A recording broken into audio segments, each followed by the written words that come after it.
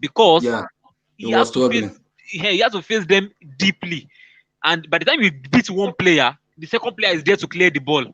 So you Mm-hmm. have to adapt and learn how to hold the ball tighter. So that's why I believe Havertz and Werner they will still come good, but it will take a bit of time. It's I think based on Bundesliga the is based on the Bundesliga, the coach Bayer Leverkusen coach already said it. Said before everybody want to see the best of Havertz in Premier League, it will be the second half of the season, from January, yes, February upward. That is where we're gonna see the best of Kai Havertz. That's gonna yes. everybody's gonna see the He, best of him. he plays better in the second half of the season. Second half of That's the coach already said it. Chelsea fans and everybody needs to be patient about Havertz. Second half of the season, everybody's gonna see the real Kai Havertz people yeah. has been waiting to see.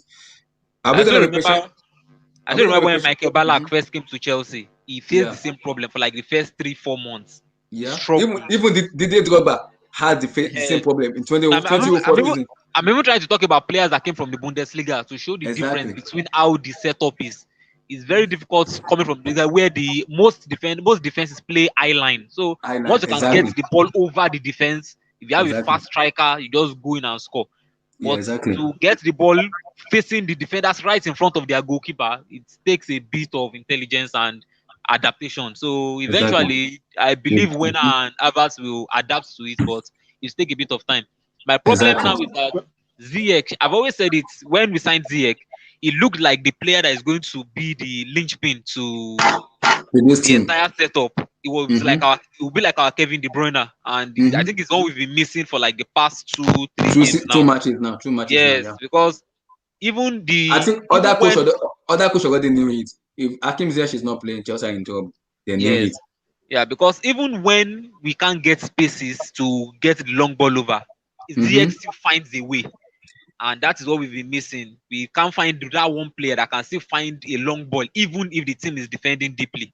These Fabregas matches could need do it. These matches ZX need could do Hakim it. Ziyech. These matches Yes, need Hakim Ziyech. It will open up exactly. that defense. It will open it up. No matter But what, we it will didn't. find a way. But we didn't get that. Yeah. So guys, let's go live. So guy. So this is gonna be the post-match reaction for Chelsea Wolves.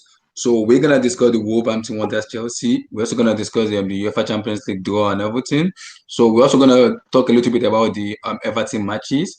What need to improve in this Chelsea team going forward? Do you guys think they change of formation 4-4-2 Diamond?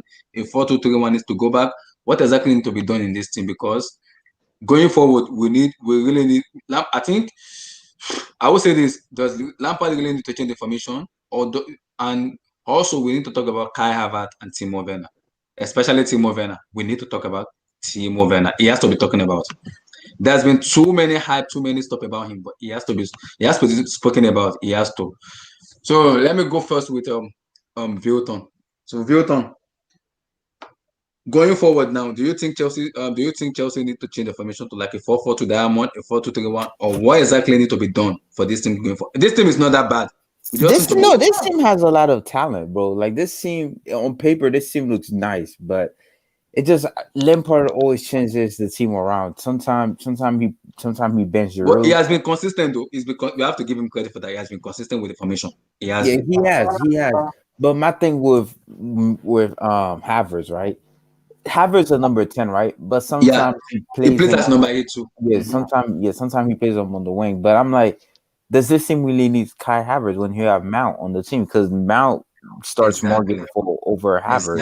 And Timo Exactly. Werner, I feel like Timo Werner, he's a striker, but I just feel like he's better on the left than going inside.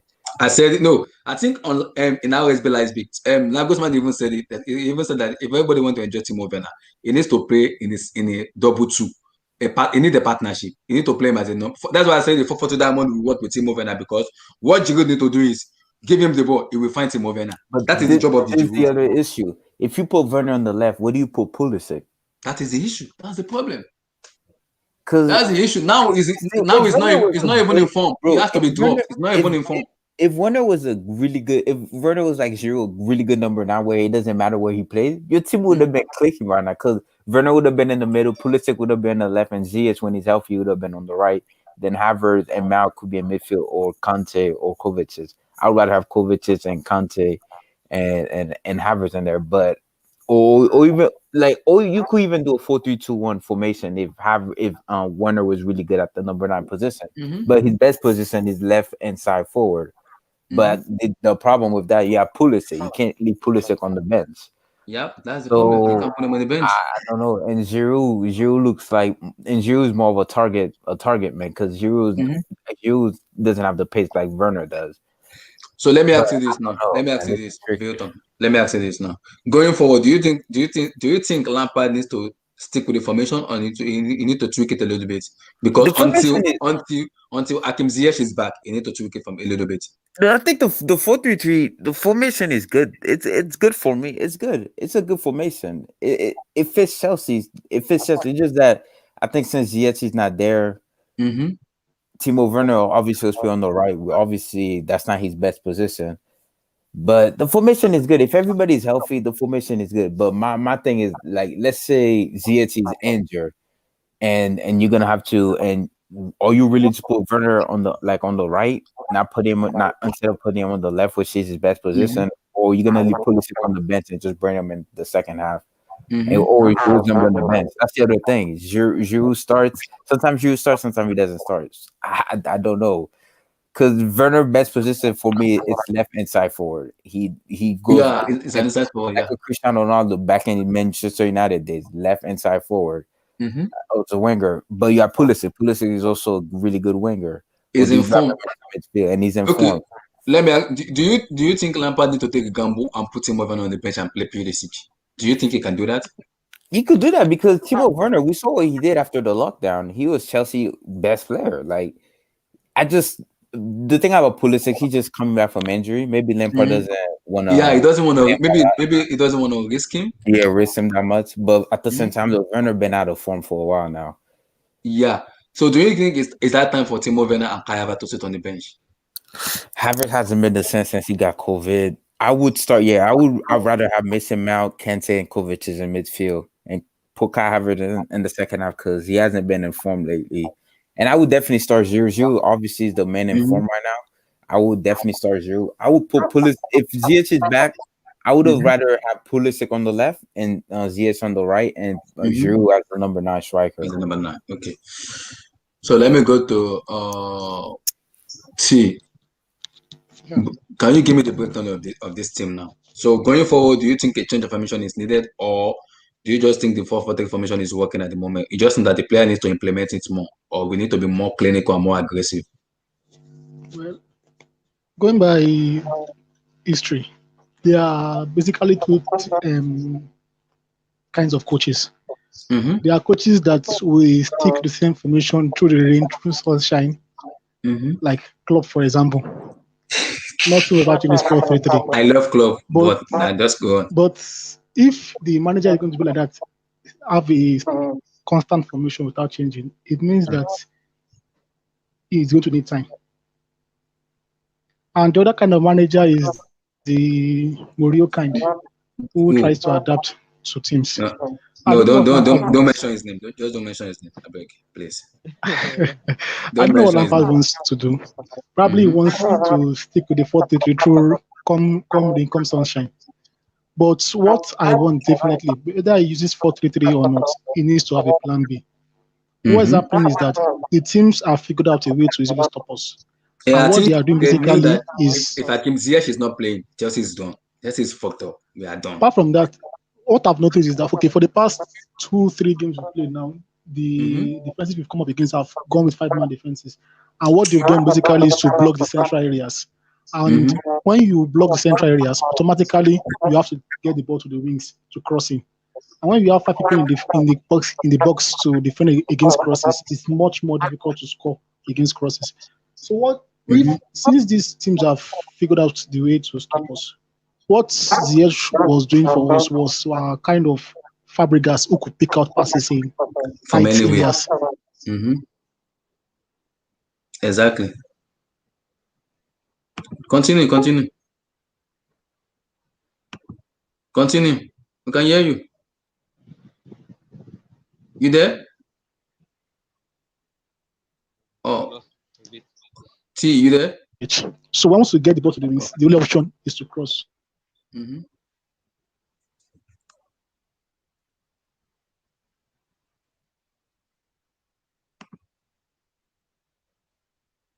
You there, T?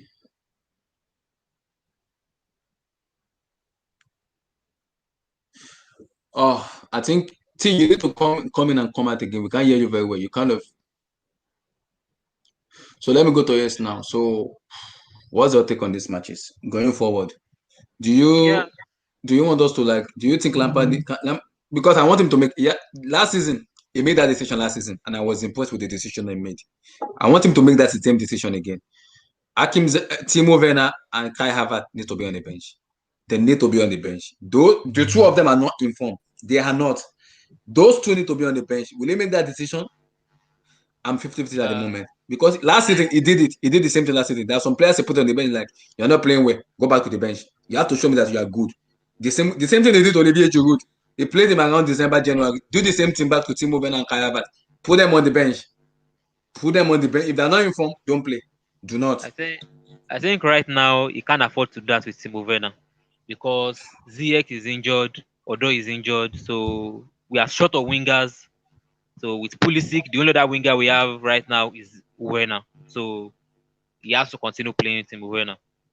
So he has no choice. But I think Havertz needs to go to on the bench, maybe give him a few games. He did that with Pulisic last season and it eventually paid off. Pulisic took some time, trained better, and finally adapted to the league. So I think he needs to do that with Werner. With Havertz, sorry.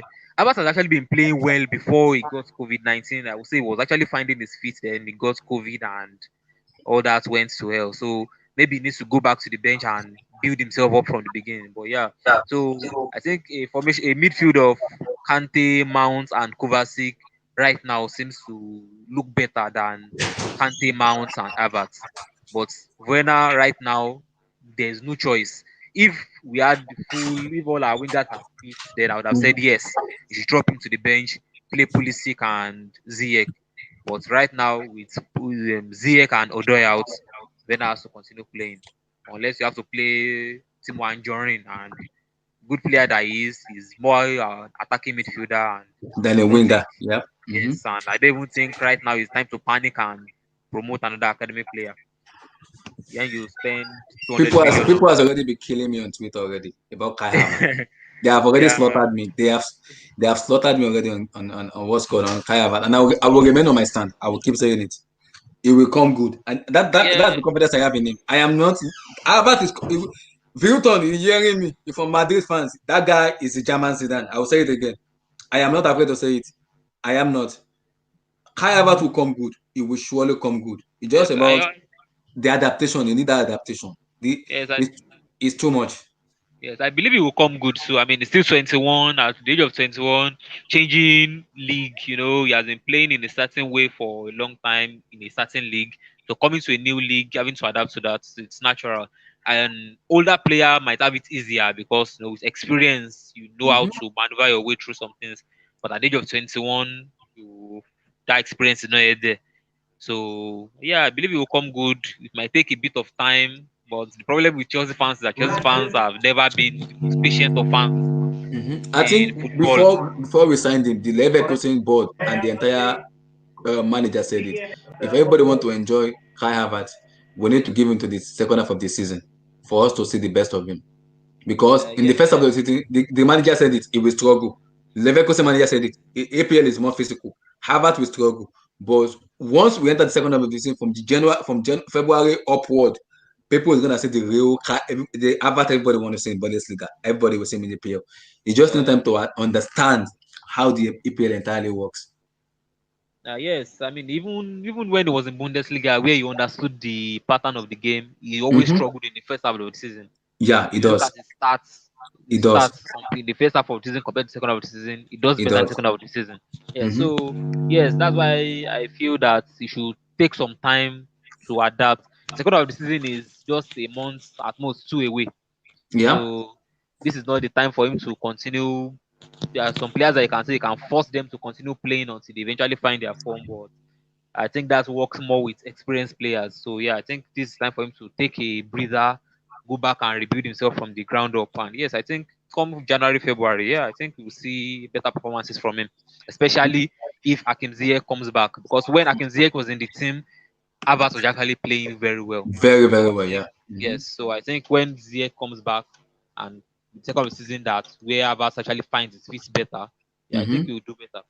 Demian Perez said Bundesliga has been producing suspects like talent, Werner, Havertz, and Jovic. That is Damian Perez. That is not a suspect. I know you're a Barcelona fans. Like I said it, you are safe. Like I said it, I want Chelsea to play Barcelona in the Champions League with a fully fit squad Chelsea team. I want to retire Messi. Like I said it, but I'm not coming to the Champions League yet at the moment. I want to entirely retire Messi entirely from the world of football. At this Yeah. moment, I want to chill about him. God save you, we didn't get Barcelona. So, but don't worry, Damian Perez, don't worry. His tweet is Bro. interesting. I mean, he said suspect talent, but the funny thing is that these players are always praised when they were in the Bundesliga. Yeah. So we should look at it that it's less about the Bundesliga having suspect talents and more about the league being different. Mhm. I said it earlier that as Alan looks like a very promising player, If he it comes might to find it EPL, difficult if in if EPL, it comes to the EPL. He yeah, might find it difficult. It's not that he necessarily will, but he might. yeah, Because he the will EPL struggle. is a different ball game, especially for forwards. Yeah. The defensive line is very deep. They defend you 2 or 3 men at a time. So if you are younger, then you are not yet experienced enough to maneuver your way through it. So yeah, I don't know. I won't say the signs are suspect. I'll say that most of them just need time. Jovic is a different example. He doesn't get enough playing time at Madrid, so you can't even really say he's that much of a suspect. I wasn't even though it was good, it wasn't a mind blowing talent compared to Avatar and Simovena. So yeah, Jovic is less of an issue. So, let me talk about I want to come back to Timo Werner. I want to come back to Timo Werner. So let me come to Vilton first. Vilton, Timo Werner. Do Lampard need to drop him or keep playing him?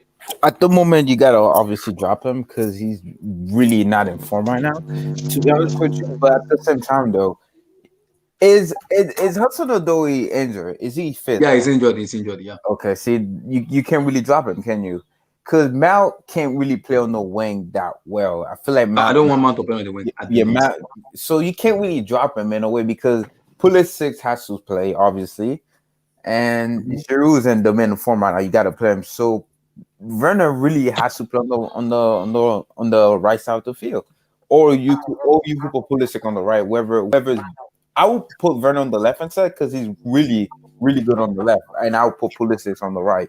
But you really can't drop him right now because Hudson-Odoi is Cho is injured, Ziyech is injured, Havertz isn't really good on the wing, Mount isn't good on the wing, so you can't really drop him, can you? Like you kind of have to play him. You just have to hope he gets out the stuff fast and quick because, especially in the Premier League, like December is a really big month in the Prem. Like it's a really big month because the game comes in fast and take.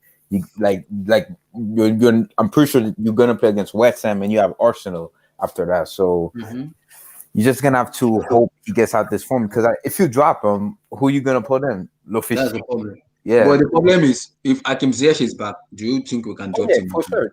For sure, I would drop him. I would drop him for sure because Giroud's the man in form. Pulisic will be on the left and Ziyech will be on the right. I would definitely drop Timo Werner at the moment because right now he's not looking at like a 60 million signing, bro.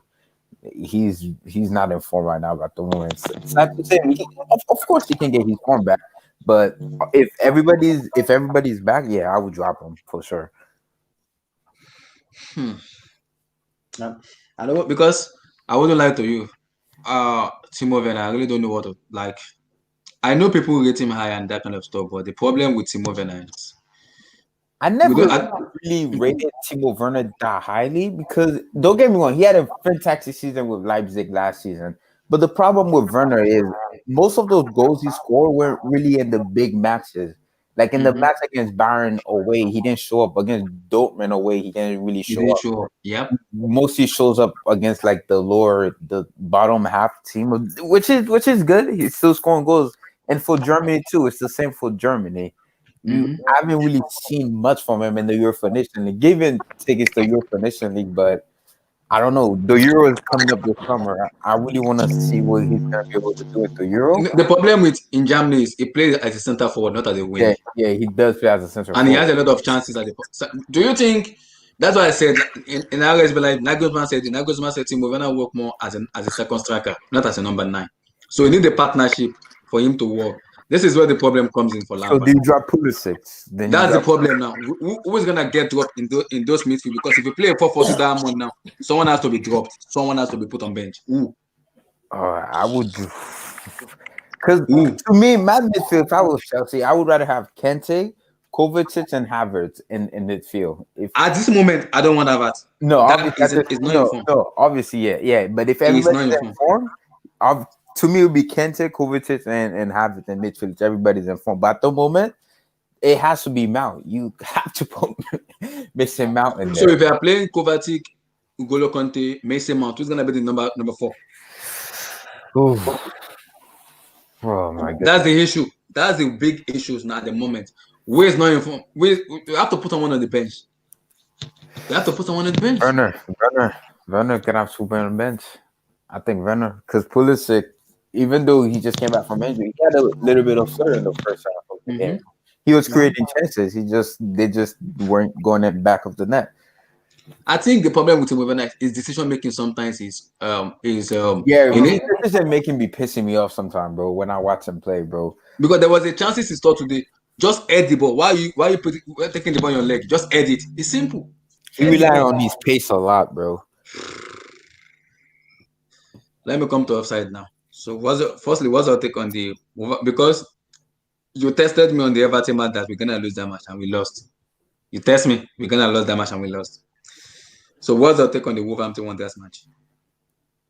So where's that fault? So going forward, what's the way forward? Wow, hello everybody. It's been a minute. The game against Wolves. That's the game was basically a representation of what Chelsea has become in recent times. Now, first of all, I would say again that why does Lampard have to bench Kovacic and start Kai Havertz? I still don't understand it. Exactly. I still haven't seen what Kai Havertz has done or what he brings to the table. For him to bench Kovacic and then start him. The guy he's slow. He's not up to pace. He just seems he's left behind by the rest of the class, by the rest of the teammates. And first of all, that was a big mistake that I feel Lampard made. Secondly, our strikers, the new players, Timo Werner. Timo Werner is not. He's not. Before Chelsea signed him, I heard when we talk about him needing 5 chances before he scores a goal, and really, I'm beginning to see it. He misses an opportunity or wastes an opportunity, and he needs 3-4 chances before he makes something good of the ball. I'm beginning to see it. Unfortunately, the Premier League is not a forgiving place. And he may not have those opportunities. So between Lampard starting fielding the wrong lineup and even the people that were fielded, I think Timo Werner should be rested. He has played way too many games, and it's time for Chelsea to rest him. And let's see. Maybe he has played too many games, and thing is beginning to tell on him. So I feel Lampard's lineup was not the best, even though we have the injuries. And the way forward has to be definitely benching Kai Havertz. Kai Havertz is not ready to play yet. Kai Havertz can't continue play. He can't even play. I don't understand why he is even playing ahead of players like Gilmour. Honestly, I would rather play Gilmour ahead of him. After what I saw today in the game, so with regards to the reason we lost, I think we were unlucky. That's the forward line is just not clinical enough. It's so many. I was watching the game and the commentator made the comments talking about Chelsea wanting to dribble the ball into the back of the net, and that was a problem. And that was a problem that we had. Unfortunately, what happened in the last game also happened today. What has been happening recently? Play all the games you want to play all the ball, have possession. At the end of the day, 1 or 2 mistakes and you lose it. So do you think we need to change a little bit of formation going forward, or we should stick with the same formation? I think we can stick. I think we should stick to the formation.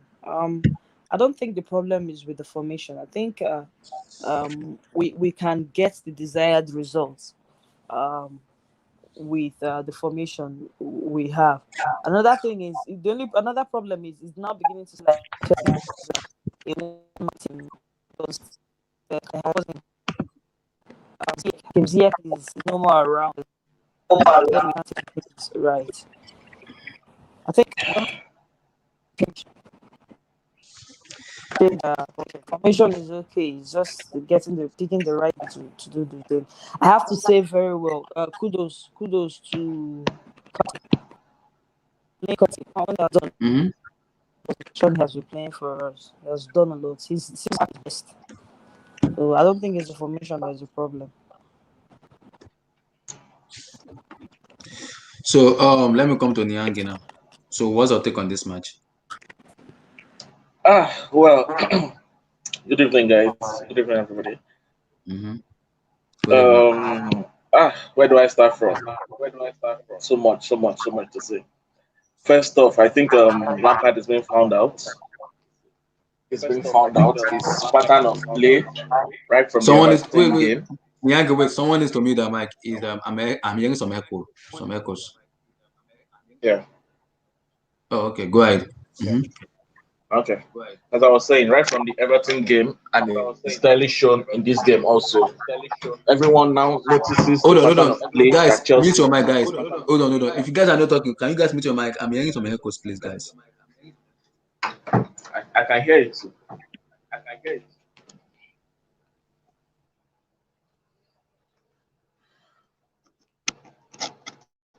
So go ahead.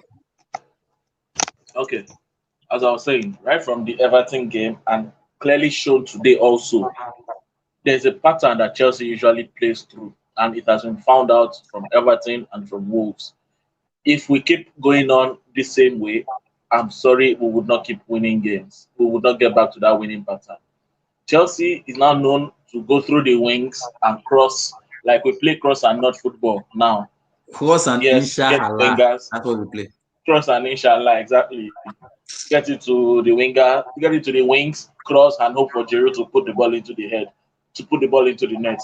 This thing won't keep working. You should have another pattern when you are playing. I'm not going to blame the formation. Yes, I agree with what Offside said. I'm not going to. It has nothing to do with formation. It is the pattern of play. You need to change. You need to change how Chelsea plays.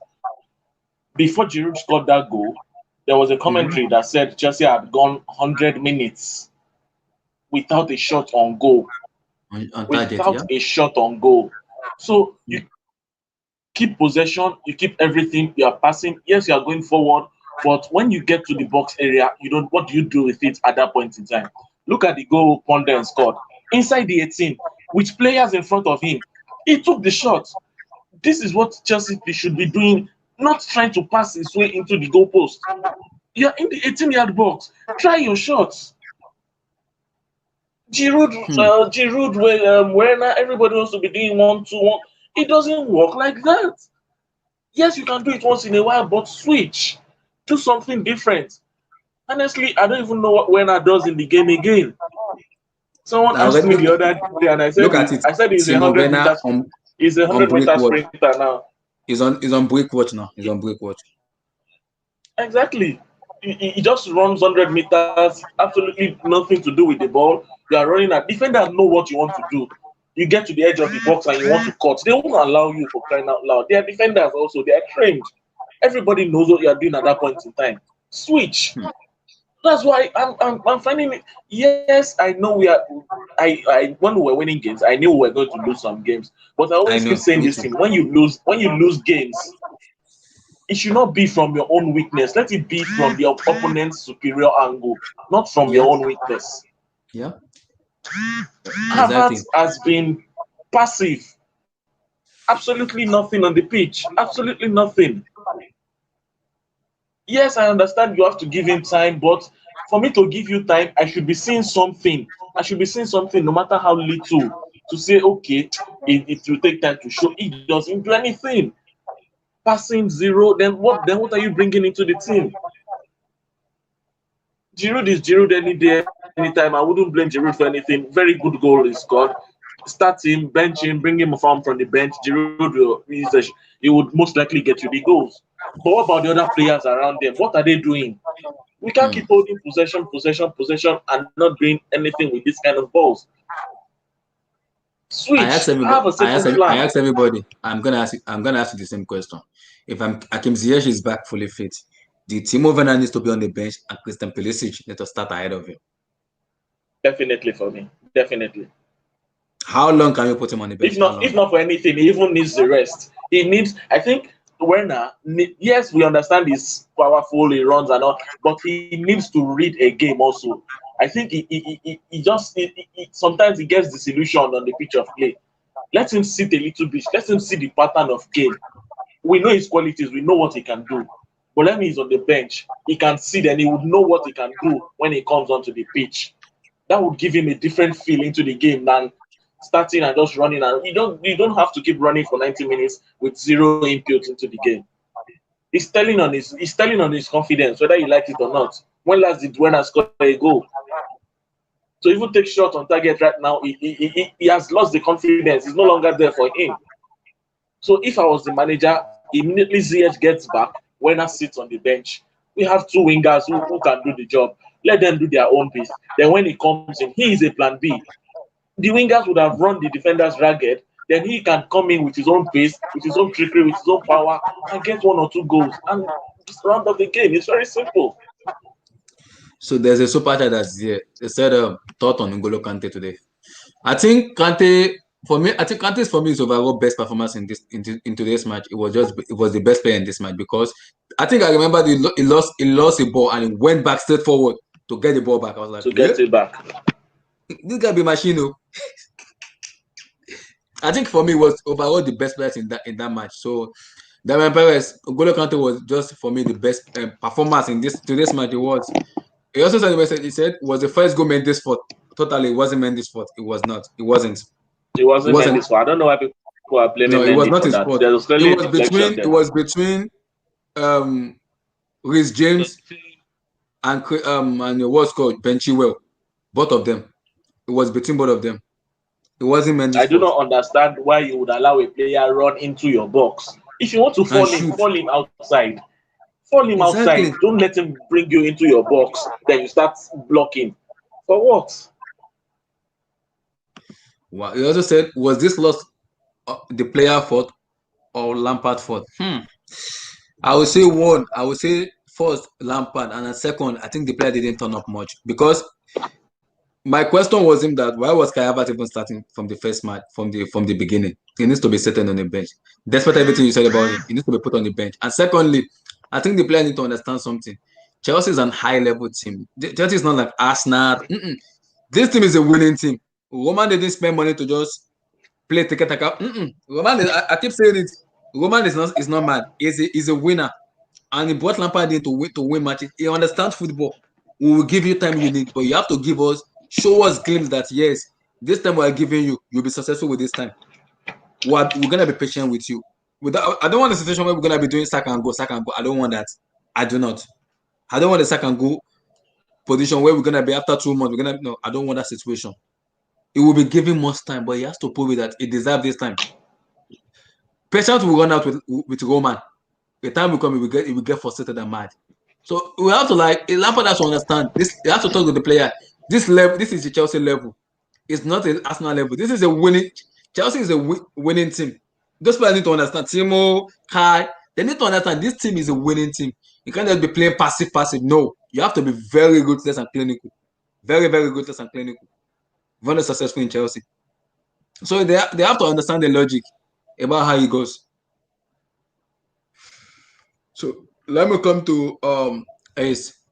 So Ace, yes. My question to you is, do you want us to change the formation, like switch it, or let me put it this way? How long do you want to give Timo Werner and Kai Havertz? How long are you going to give both of them? First, about the formation, me personally, I always prefer a manager that sticks to one formation for most of the season. Okay. I feel it's better for the players to know how they want to play, where each person's position is. I've always felt it's better like that. So for me right now, unless the manager feels they need to change formation for one particular game, I feel the formation should remain as it is. just tweak the personnel a little based on how you feel the game is moving. Yeah. Then for Timo Werner and Kai Havertz, yeah, right now I think Kai Havertz should be benched. I think he hasn't done well enough in the past 2, 3 games.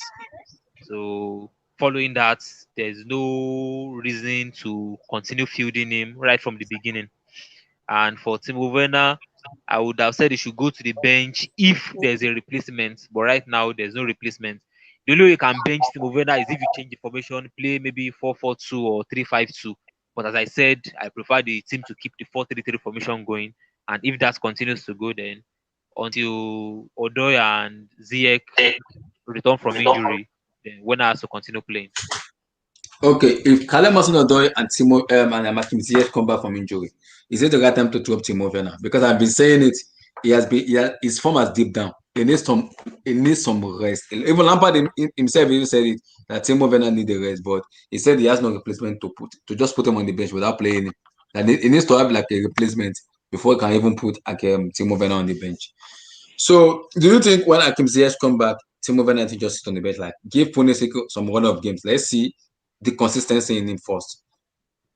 Yes, when Ziyech does come back, yeah, I think when has to at least yes, if only for him to get a rest, yes, he should go to the bench. I think he has only missed one game all season, if I remember very well. So he has only missed one game all season. So yes, he does need to have a game or two rest. So yeah, when Ziyech does come back, yeah, Timo Werner should take even unless he's informed when Ziyech comes back. Yeah, Mm-hmm. he should have a game or two just to rest and because the games are coming thick and fast this season. There's a game Mm-hmm. every 3 days, every 3, 4 days. So yes, he has played a lot and he has to rest for a game or two. So let me say this: Are we one dimensional without Hakim Ziyech?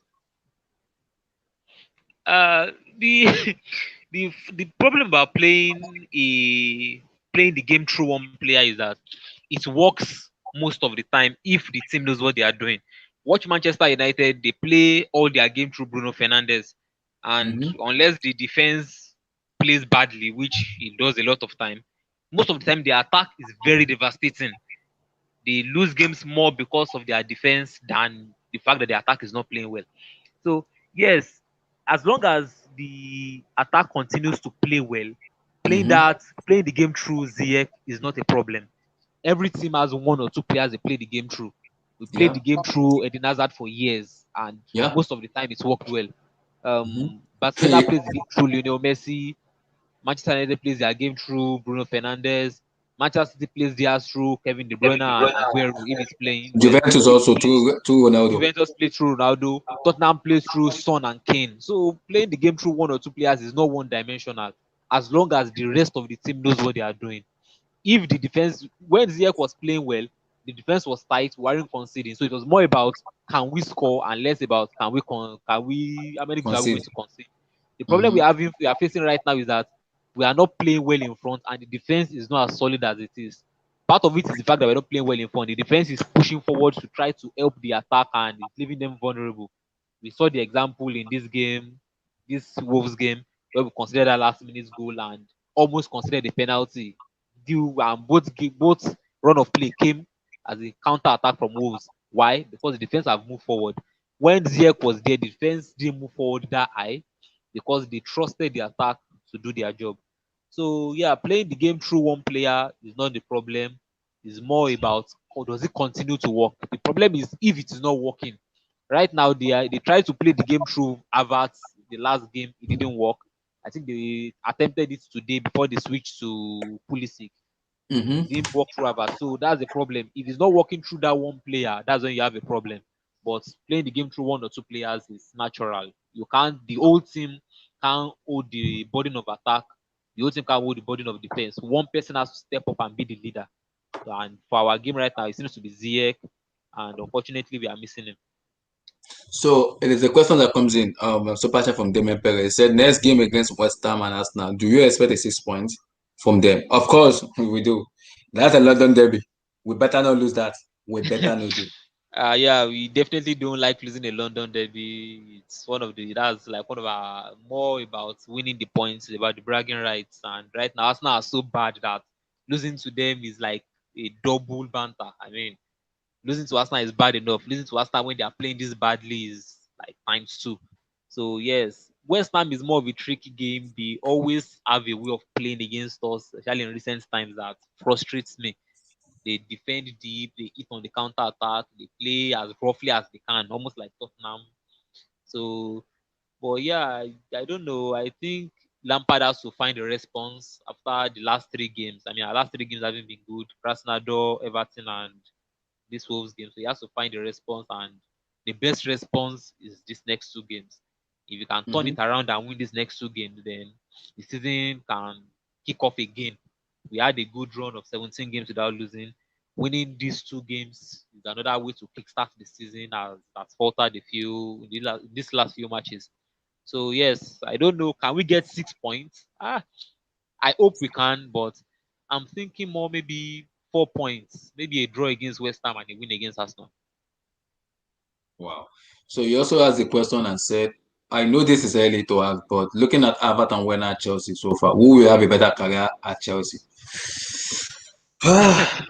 Yeah, it's very early. It's difficult to assess right now, but overall, I think Havertz can have a better career at Chelsea. Not that Werner won't have a very good career, but yeah, I think Havertz will be more of a linchpin player. He plays well from midfield. He scores goals from midfield. He creates chances. But I think we'll rely on that more going forward. Getting a goal scorer is looking easier in the world of football today. Just find someone that can run and finish, and you get a goal scorer. It's very common these days. You see with Alan, you see with Ansu Fati.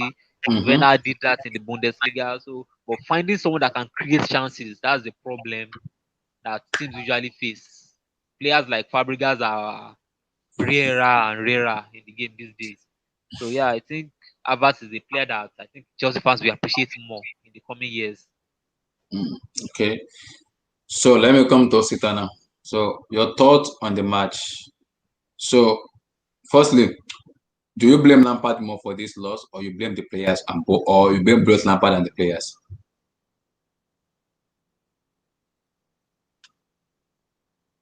Osita, are you there? Can you hear me? Are you there? Hello. Can you hear me? Okay. I think your mic is breaking up a little bit. Maybe you have to come in and come out again. Come Yeah, out and can you come hear in me again. now? Can you hear me Ah, we now? can hear you offside, but I don't think we can hear Osita. His mic is kind of a little bit iffy. He needs to come out and come in again. Osita, you need to come out and come in again. So Damien Perez sent another question. He said, I know how good and talented Policy can be on his day, but if he keep getting injured, will you consider selling him? Wow. Let me go to offside first. Offside, what do you think about the comment? Sell him, So please. what? Chelsea can rely on the winger. This is Queen. Chelsea can rely on a winger that keeps getting injured when he's needed the most. It's not reliable, but like Chelsea. Reminds me of days of what's his name? Former Dutch winger. I forgot the Arjen coach's Robben. name. Yes, Ian Robben. Yeah. Very talented young player, but always getting injured. And it's not what Chelsea need. Same goes to run in the side. I remember last season, when it seemed like Lampard was not playing, was benching him and playing Mount on the wing, ahead of him. We were complaining about him not playing Pulisic, but for it seems like every time he struggled to have him back to back for Chelsea. And this is what we are seeing this second season. I think if he continues like this on the end of the every single time he was tackled and he fell, I was scared that okay, that may be the injury. That may be the injury. We've literally seen him get injured before he seen him, then before he connected it's not that's not what Chelsea need at this point. So If he continues like this, Will you consider getting sell. another winger in January if this continue happening? Sorry. Will you get a wingers in January if this continue happening? Yeah, I don't think Chelsea will get a winger in January a window. You know how difficult it can get to get the top of the crop. So maybe instead except if it's a player like maybe they're supposed to be like a backup, a cheaper option, not necessarily someone, one of the big deals. Yes, one that at least will come into the backup to back him up. So every time he's injured, the guy can take his place.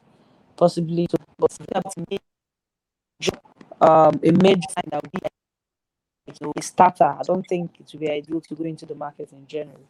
But if you say for us to sell I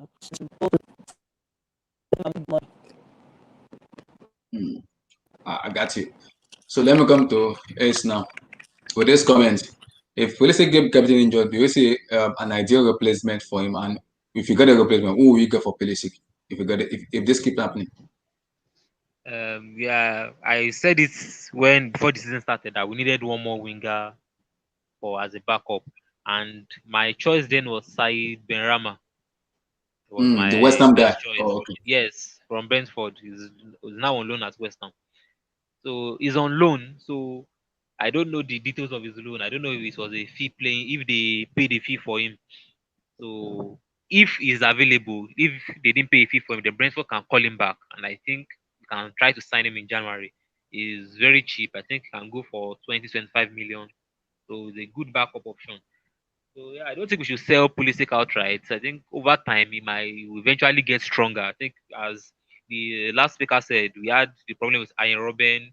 The team eventually sold him, and over time as he got older, his muscles got stronger and he actually played well. So I think the same can happen with Pulisic. He just needs to eventually get stronger. And there are news about the club physios and stuff, putting on training regimens to strengthen his muscles. So yeah, the best short-term option, in my opinion, would be Said Benrahma. Aside from that, it's very at this stage of the season, it's very difficult to find another player from another team that will be willing to come and play as a backup. There are very few of that, especially that you consider Chelsea quality. So apart from Said Benrahma, I don't know. I think maybe you can think of players like this guy in Sassuolo or somebody in Chelsea, Boga. So I doubt he will be willing to come to Chelsea as a backup option because he left so that he could get first team football. So coming back as a backup option, to convince him to come back as a backup option will be very difficult. So let me come to T now. If Pulisic keep getting injured this week, do you sell, do you keep, or do you replace him? For me, it's too late to get a quality winger that will be back up in January. And you just have to hope for the best concerning Pulisic because for now the injuries are coming every season. Like this season, he has been out for like 4, 5, 6 times already this season. And I feel that we should actually give him time. Then January, let's know it's too late to get a winger. We have to make do with what we have. Find a way around it. But let's give Pulisic time. I wouldn't sell him. Then by next summer, we can review and see if we actually need to get that fourth winger or not. Okay. Nyange, what's your thought on Christian Pulisic? Replace, stick with him. What do we do?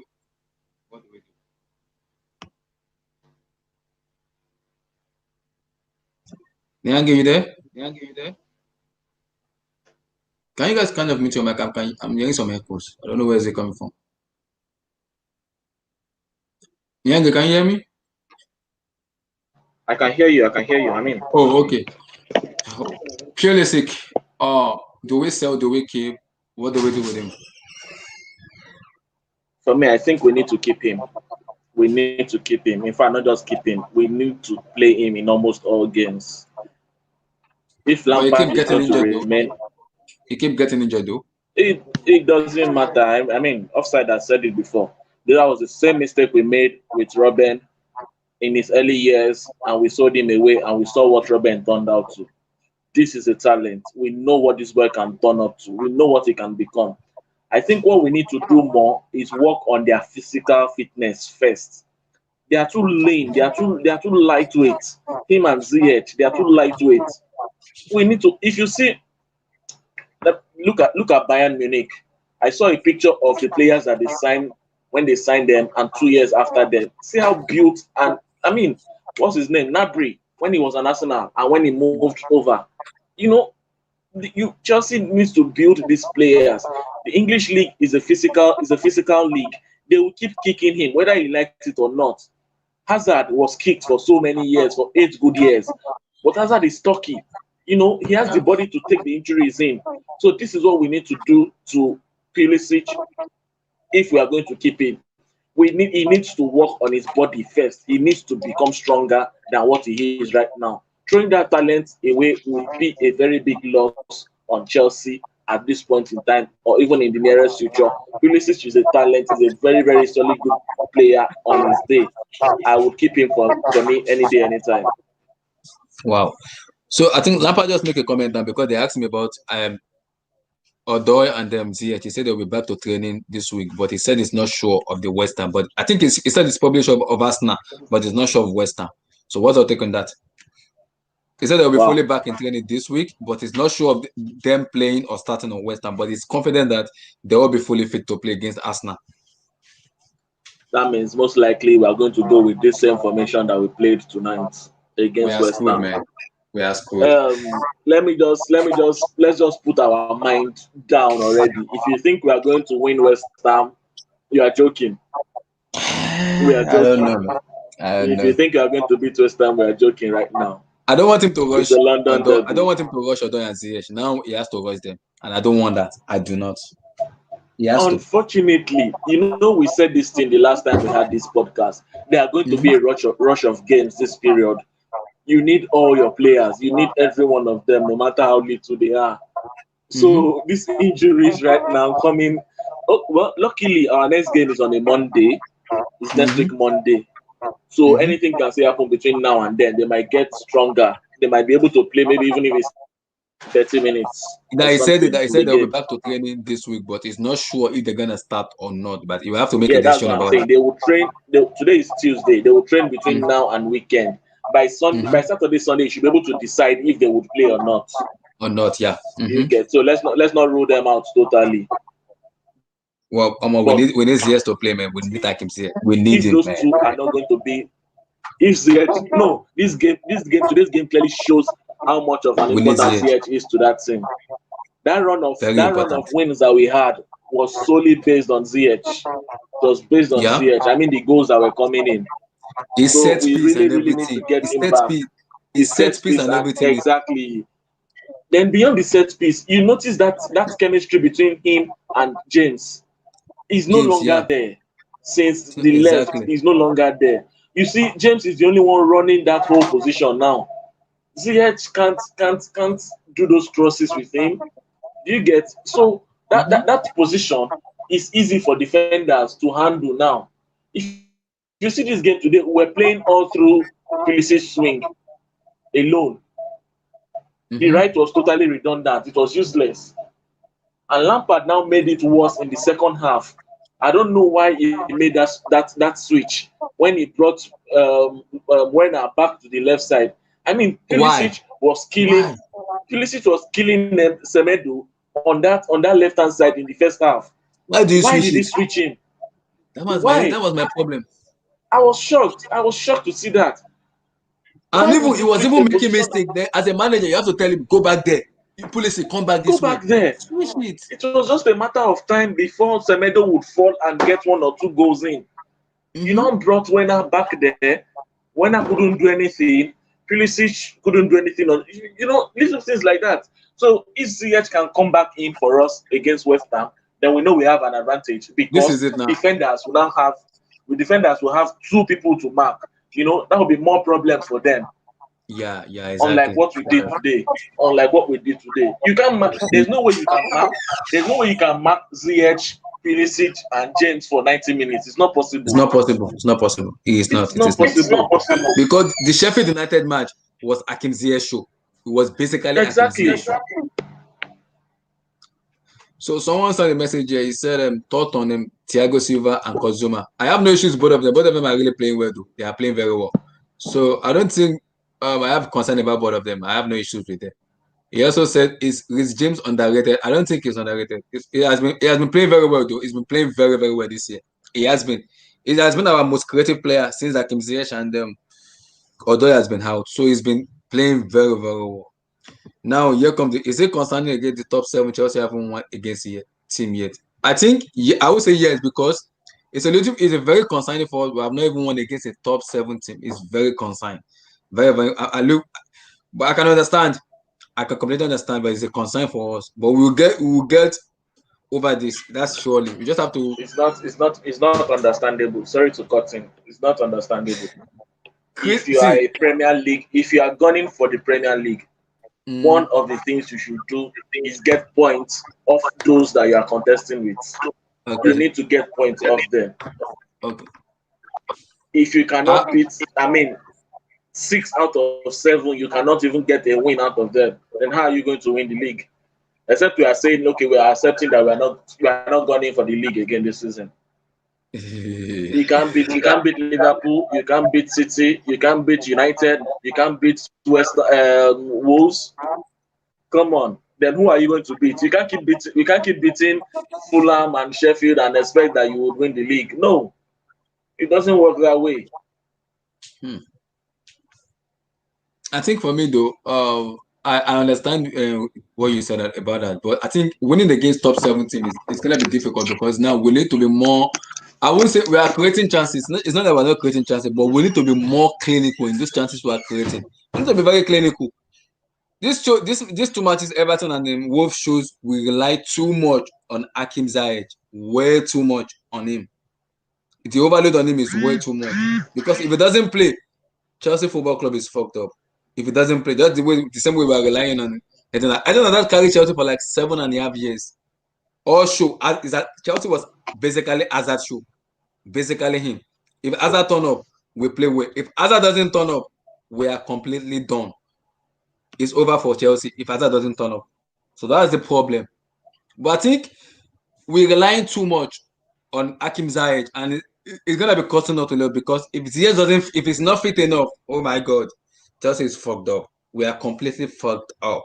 So we have to just pray Ziyech is fully fit. He has to be fully fit, or else we're gonna be in big trouble, big one.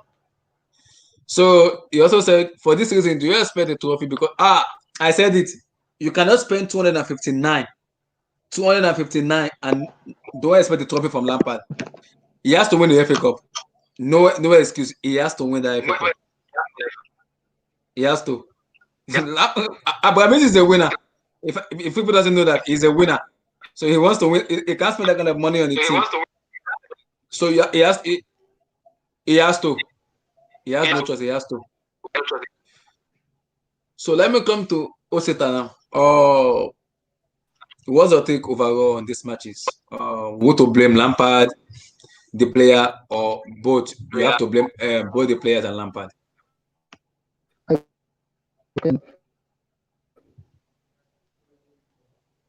Hello, hi. Yeah, we can hear you. We can hear you. Go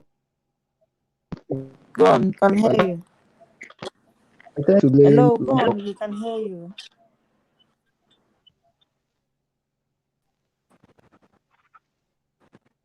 Hello. About Morton than not, but I'm going to blame the players because if also was shot and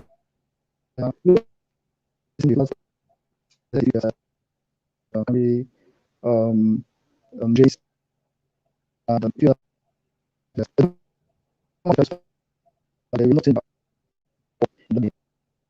then when that happens, when 5 players are doing the if we take it goes because honestly speaking. And then over here, reliance on ZH for creating. We brought in ZH, Havertz to help and then we are still depending on ZH. Making us feel as if we are flat-footed. The same problems that we had last season, it repeated is that Havertz so we don't know game, but we have to. But I don't know. Movena since lost coin, so it's been that's a short level.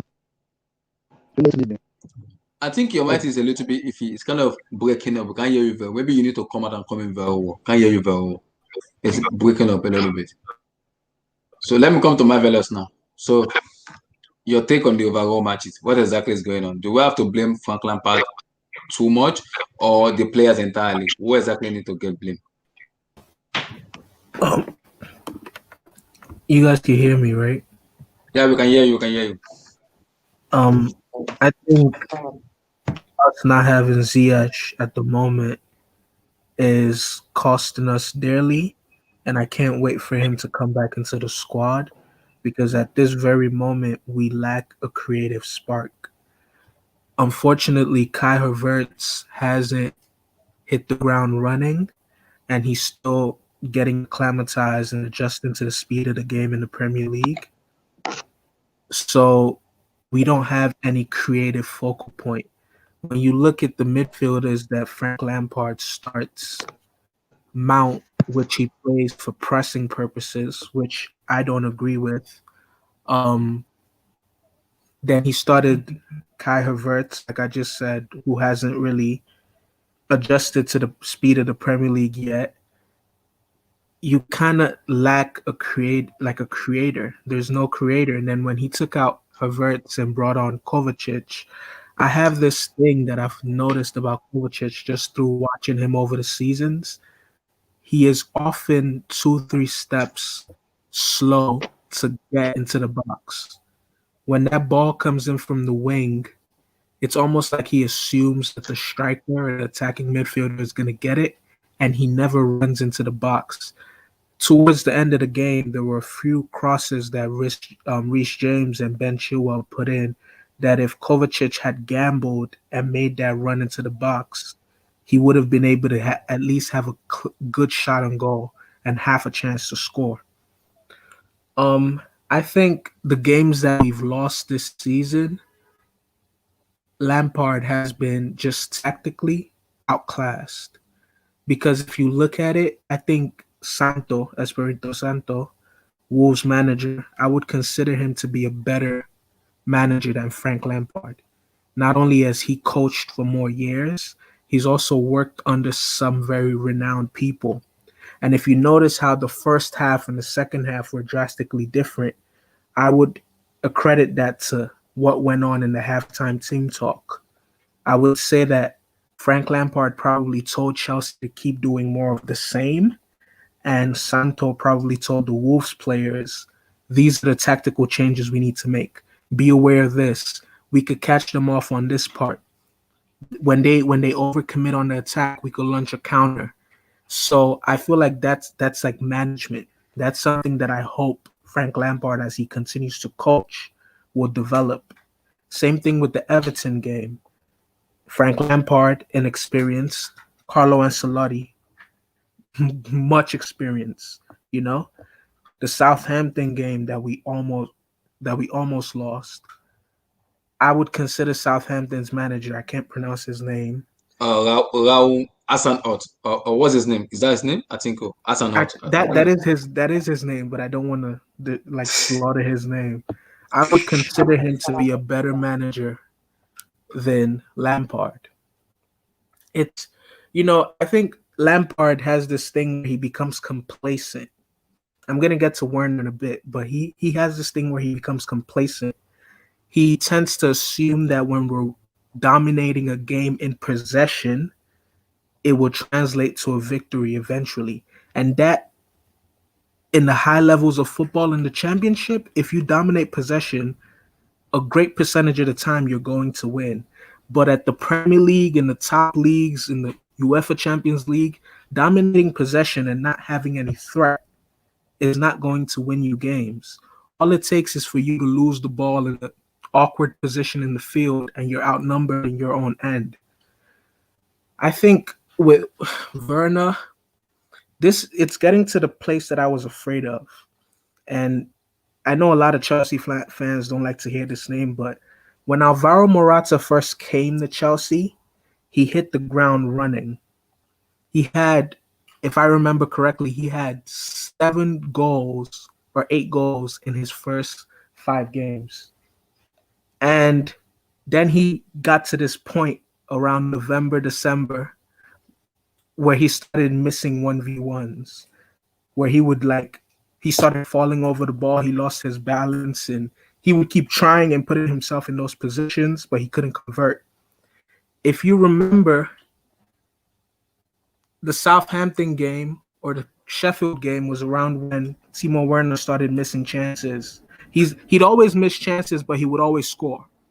So I didn't think too much of it. But then he started missing chances and then he wouldn't score. And I feel like this game, he didn't even bother to put himself in those positions anymore. If you notice, this game, he wasn't threatening at all. Anytime he got the ball, it looked like he didn't know what to do with it. He wasn't even willing to take on people and try to beat them with his pace. Now, I could attribute that to him either being tired or I could attribute it to him losing confidence. So I think in this moment in time, just to wrap up what I'm saying, Lampard and the players have to just figure out a system, stick to it, and just slowly grow with it. Because I feel like this is going to be the theme of our season moving forward because our schedule is tougher now. Yeah. I feel like we're going to start having to grind out results. And my hope is that Lampard could figure out a system with these players that we have. And he should also bear in mind that our squad is injury prone. So he needs to rotate as often as possible. So now that Werner and Havertz aren't playing too good, maybe instead of Havertz, play Gilmore. Maybe give Jorginho another run. You know, that's true. Mm-hmm. Hope that Hudson-Odoi. I the last time I read, they said Lampard said it today. He said it today that both of them is going to be back in training this week, but he cannot guarantee. Exactly. Yeah, he can't guarantee them starting on Monday, but we have to see by Saturday or Sunday. They will make a decision about. But he said he's sure of Arsenal. He's very confident they are playing against Arsenal, but he's not sure of West Ham. That is the problem now. We have to rush them, and I don't want them to rush Hakim Ziyech. No. Now he has no choice than to rush both of them. Wait at the ones. But we have no choice now. I feel like he should not rush Ziyech, and he should not rush Odoi either. I think Odoi is going to be very important because I don't trust Christian Pulisic remaining injury-free. If you notice against Wolves, anytime he had the ball, they just chopped him down. They just kept tackling him. So I don't know. That's why I keep saying it's something Lampard has to be conscious of. He's starting to play Timo Werner and Mason Mount too much. He needs to start slowly reducing their minutes. Not only will it help Timo Werner because he wouldn't be on the pitch to miss as many chances. So maybe him being off the pitch, he could look at things from a different perspective and his confidence will come back up. So I feel like Lampard has to rotate a lot more, but he needs to have a system. Find a system and just stick with it, no matter if the results are good or bad, so that by the time the middle of January comes around, the beginning of February, we at least have a way of playing. We have a methodology. Because if we're to go off the form that we've had in the past 2-3 weeks, come February, Simeone is just it's not even going to be what he would do would just be to humiliate us. You know, we'll talk about that. We'll talk about that very soon. At this moment, let us round up the Wolves matches so we could go to the next topic about it. Yeah, and that's for the most part. That's pretty much it. I think we do a lot of like huffing and puffing, but we don't have any actual threat. Our most threatening player is Reece James and Olivier Giroud. And once the opposition become conscious of that being our game plan, pass Mm-hmm. through the middle, get the ball to the wing, Chilwell and Reece James cross, it's easy for them to stop that. So we need to think about a system and actually do different things on the pitch. Okay. So before I go to the next topic now, so let me go to the guys. Let me start with Ace. Timo Werner, Kai Havertz. How long are you gonna give both of them? I think at the very least they should have a full season. I mean, some players hit the ground running, some take a few months, but I think overall you should give every player at least one whole season, especially if they come from different league, to adapt not only to the footballing culture but to the environment itself. So yes, I think they still have the end of the season before you can start there. But right now, though, I think in terms of the immediate future, as I said before, I believe Baba should be benched, and if there's a replacement, Wenato should also have a game or two rest. But I think overall, for the rest of the season, they should you cut them a bit of slack. This season is even a bit more difficult than normal seasons. Normally, they would have had a preseason. They will get games like every week, not every 2 or 3 days. So this season is a whole lot harder for someone that is coming from a different league and a different bowling culture to adapt to. So yes, I think one whole season should do it. Niangi, how long are you gonna give Timo Werner and Kai Havertz? End of season? When?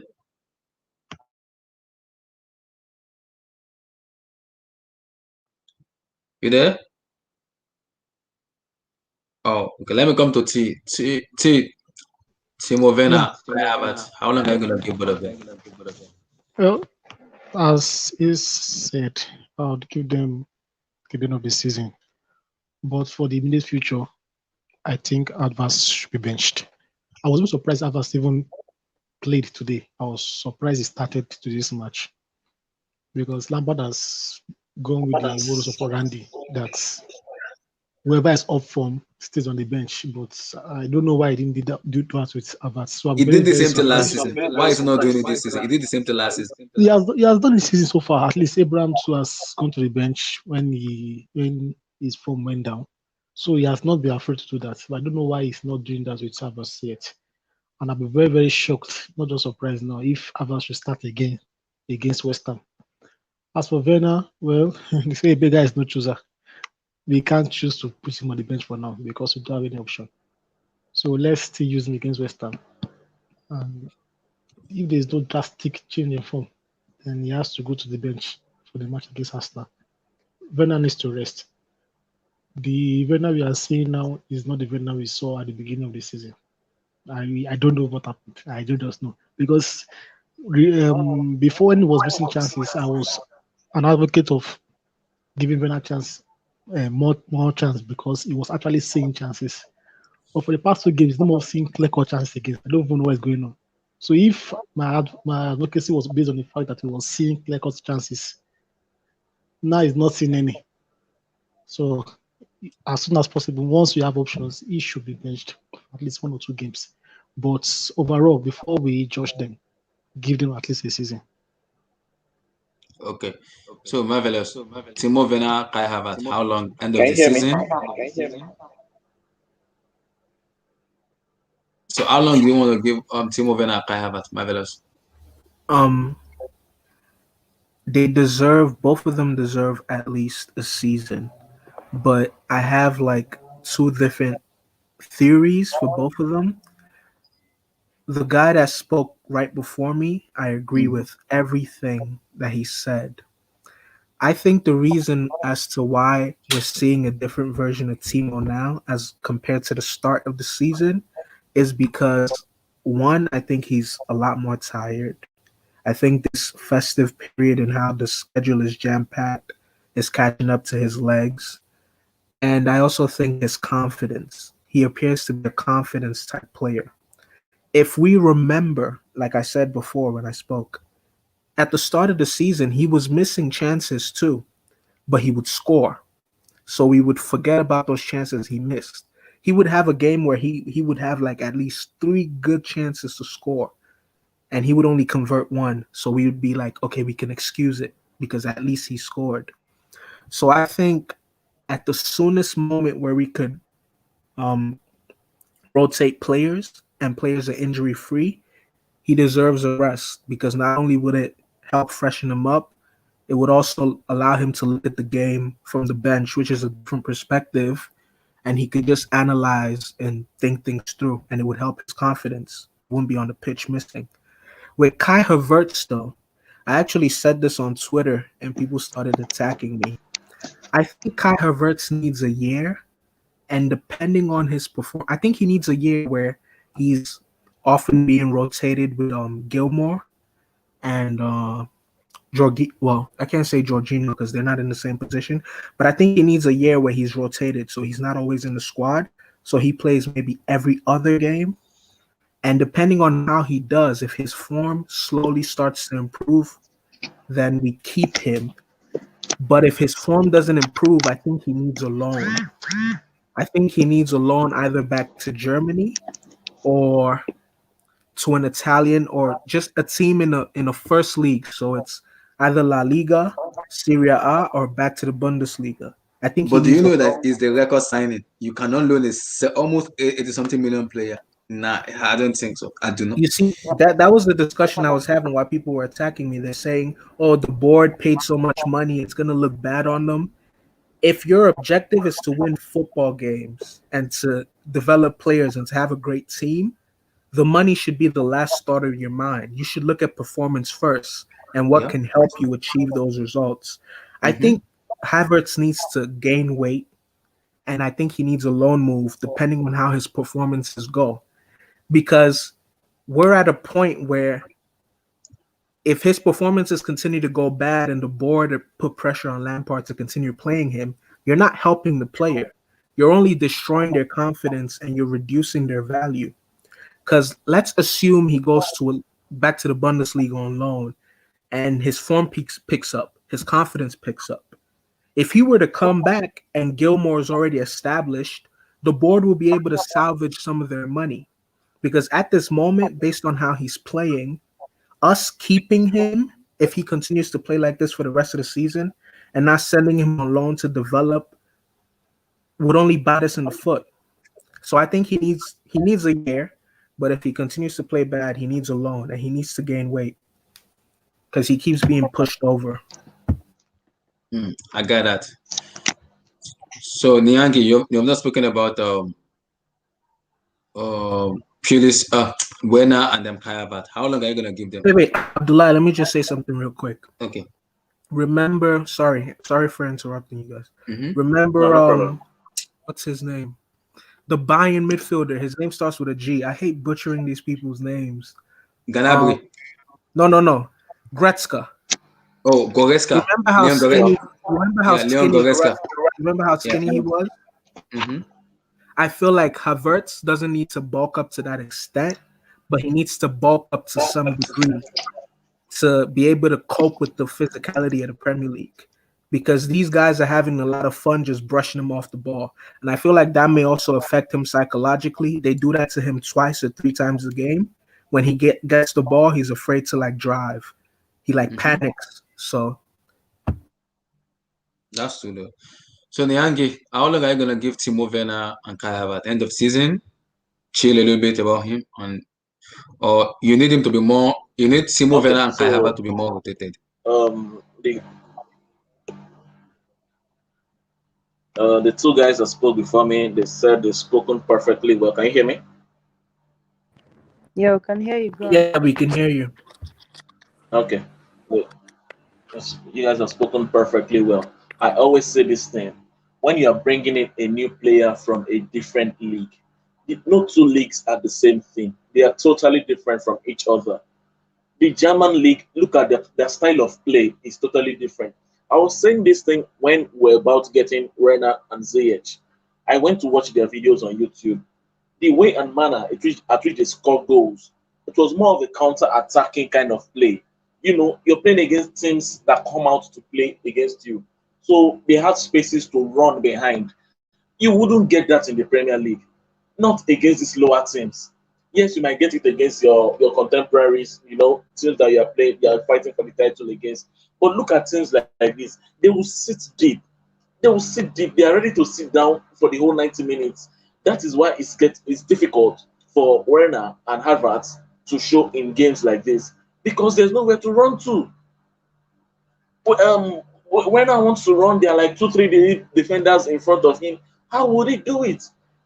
So definitely and honestly, they need one full season to acclimatize into the Premier League. The Premier League is difficult, and everybody knows it. The German league plays with flair. It's an open game. Everybody is free for all. That is not how the Premiership is. Chelsea is a top team. Now they know, okay, Ziyech Havertz has been bought for 80 million. He is a target, whether you like it or not. Once you bring in a star player or a player for a big amount like that, he is a target for oppositions. Unfortunately, he's lightweight again. Players would always go for him. They would always hit him. The difference, however, between him and Ozil, because we like to compare both of them, is that Ozil has the experience. Ozil has played at the top level for years. So even when Ozil was playing, he knows how to do those. Havertz is young. He's just starting his career. He needs to build himself. Similar, the same thing I said with what's his name, Pulisic. They need to build these players. These players are too lanky. They are too skinny for the league that we are playing in. Chelsea is a team that people would always come at. Defenders would always have a go at them. We are too skinny. We have skinny players in the midfield. Havertz is skinny. Pulisic is skinny. Ziyech is skinny. Jorginho is small. Jorginho is skinny. Gilmore is small. Kovacic. They are all small. We need to work on the physical aspect of these players. The talent is there, no doubt about that. But how will the talent show when you are playing against players that keep kicking you? Look at the game today. Once they kick Havertz once, twice, he drops the ball. He doesn't know what to do again. He's scared. He's in a new league. He needs to adapt. Both of them, in fact, they need to sit and watch the game and see how things are done. You don't just throw them. I made a statement. I tweeted something and I said, Lampard is playing these guys based on price instead of merit.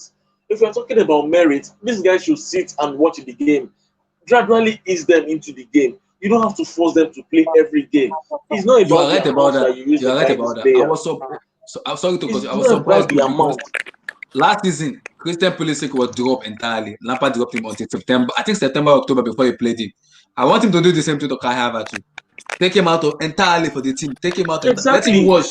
Let him from the stand. Let him watch. Let him So true. watch. Let Let him him watch. watch Let the him game. have the Ease watch them in. football. This is how he plays. Let him watch it. Then ease him a little bit back to the team. He will get his confidence back. He will be Because fully ready. every game that goes by and they don't score or they don't assist is dropping their confidence. If you see, if you're going by that theory, Yeah, I can hear you. Go ahead. agree with Miyagi. What Miyagi said, the players are coming from. The league is one thing. When you compare the teams these players are coming from, they are playing different from what Chelsea is playing. Chelsea is more of a team that would most likely have possession. So that opportunity to counter attack is like the table has been turned against these players, right? So they don't fit perfectly into what Chelsea plays. They were coming from a team that rely on counter attack, as Miyagi said, rely on counter attack. They get the ball, break with their pace, and they go on to score at the other end. Chelsea on the other side, on the other part, is that team that would have the possession, and those smaller teams in the Premier League are the ones that would now likely play that role that this play that Timo Werner's former team, most likely, let me put it that way, would have played. So they are basically struggling to play in a team that has possession and is doing the attack most of the game. In the sense that, as Miyagi said, that space is not there. The space to counter attack is not there. And even the few times that they have the opportunity to counter attack, the Premier League is not a merciful place. The Premier League defenders, they will take you down whatever it takes. And I noticed that for every game that and every tackle and every opportunity that Timo Werner misses, even though you don't necessarily see him, get so upset, but you see it affects him. He looks drained. He looks tired. He looks, like he's losing confidence after every single opportunity that he wastes. And I would have thought that Lampard would know that the best way for him to build his confidence is not to keep giving him the opportunity, is not to keep playing him. Dropping him does not necessarily mean that you're losing faith in him. As Miyagi said, they need to rest. And then he has played too many games, every single game he has been on the pitch. Despite the injuries we have, I would rather even play some of the academy players. Just let him rest. Let me quickly chip in also. Another thing is the German league, they go on break in December. This is a league that they are used to. This is a system that they are used to. When last did Kai Havertz, have they even played this number of games in December before? I don't think they so. haven't. This is the first time they'll be playing this amount of games. So it's definitely telling on them. You're bringing in players from a lightweight league. German league doesn't start before the Premier League. They don't start early. They go on break in December. You get, and then you are playing. They are playing in mid-table clubs. No disrespect to RB Leipzig and Werder Bremen, but they are not the top teams over there. Mm-hmm. So the pressure is different. It's different from what they are facing right now. Like I said earlier, dropping them is not because you are losing faith in them. No, it's because you want them to see things differently from what they are doing on the pitch. That is what you need to get into their head. If you drop them, it's not because they are not doing well. It's because you want them to do well. They just need to sit, relax through this period, bring them in easily, ease them into the game, and you'll get the best out of this team. I got you guys. So now let's go to the biggest one. Do anybody want to chip in something before I just quickly? I wanted to add that Frank Lampard has to realize that the mentality of these players that are 19, 20, 21 is way, way, way different from the mentality that he had when he was playing, and from the mentality of a lot of the older players on the team, like Olivier Giroud, or like even a Jorginho, players that are past 27. Because a player like Timo Werner, Kai Havertz, Hudson-Odoi, Pulisic, Tammy Abraham, Mason Mount, after the game, the first thing they probably do is go on Twitter, go on social media. They see fans, they see critics, they see viewers breaking down their performance, and that wrecks their confidence even more. So while Frank Lampard might look at it as, oh, I'm playing this player, I have all my faith in you, that was the mindset from back then in the Premier League. Whenever I watch old games, and even when I used to watch Chelsea games when I was in Nigeria, when I was much, much younger, the commentators would always say, oh, keep playing the star striker. He'll eventually put one in the net, and then he'll go on a run of form. Nowadays, you keep playing that player, but the coach is unaware that after every game, when the player misses a chance, they log onto their Instagram and they see all the comments. That's only just damning their confidence even more. So I 100% agree with that point. Dropping a player like a Timo Werner or Kai Havertz would help them in the long run. Wow. Okay. So before we continue, Damian Perez said, is this result more of a Chelsea being bad or Wolves playing good? I think I would say we look very sloppy. I would even say I don't even know how to put it. Well, what I would say is this: I think we've been outsmarted by teams, by Everton and Wolves. Yeah, they've just outsmarted us. It's as simple as that. They know what you like doing. They came with a game plan. Sit back, block the central areas, force them to play wide. When they cross in, congest the box, we have a good chance of heading out than then scoring. Wait for the counter, we'll get our chance. So I don't say all I would say will be outsmarted. And the fact that there's been no plan B the last two matches really showed.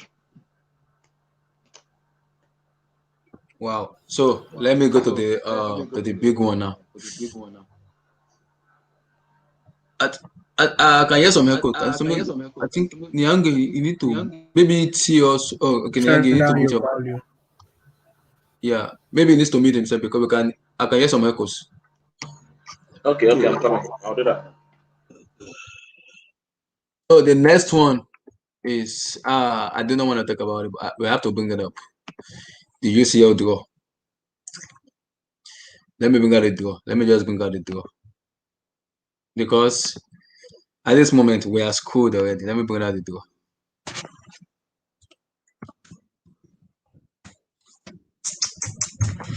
Ah, You guys remember those years when Jose Mourinho used to say, UEFA, the Premier League, a lot of these corporations don't like Chelsea, and people used to think he was just being Mourinho.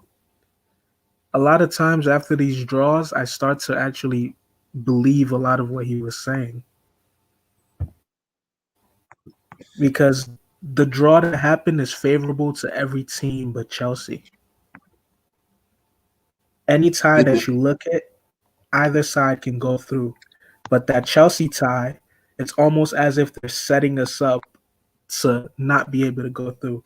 When I think about that tie already, I can already picture a scenario where the aggregate is really, really close. Maybe it's like 1-1, 0-0, and Atletico Madrid are defending for their lives, and we can't break them down. And then they get a counterattack, and through just something, they score. That's what I imagine when I look at our tie. When I look at other ties, I'm like, oh, this could go either way. I'm trying to bring out the draw now. Comment. Let me share the draw. I don't want to talk about the draw, but now the draws. So, hold on. But okay.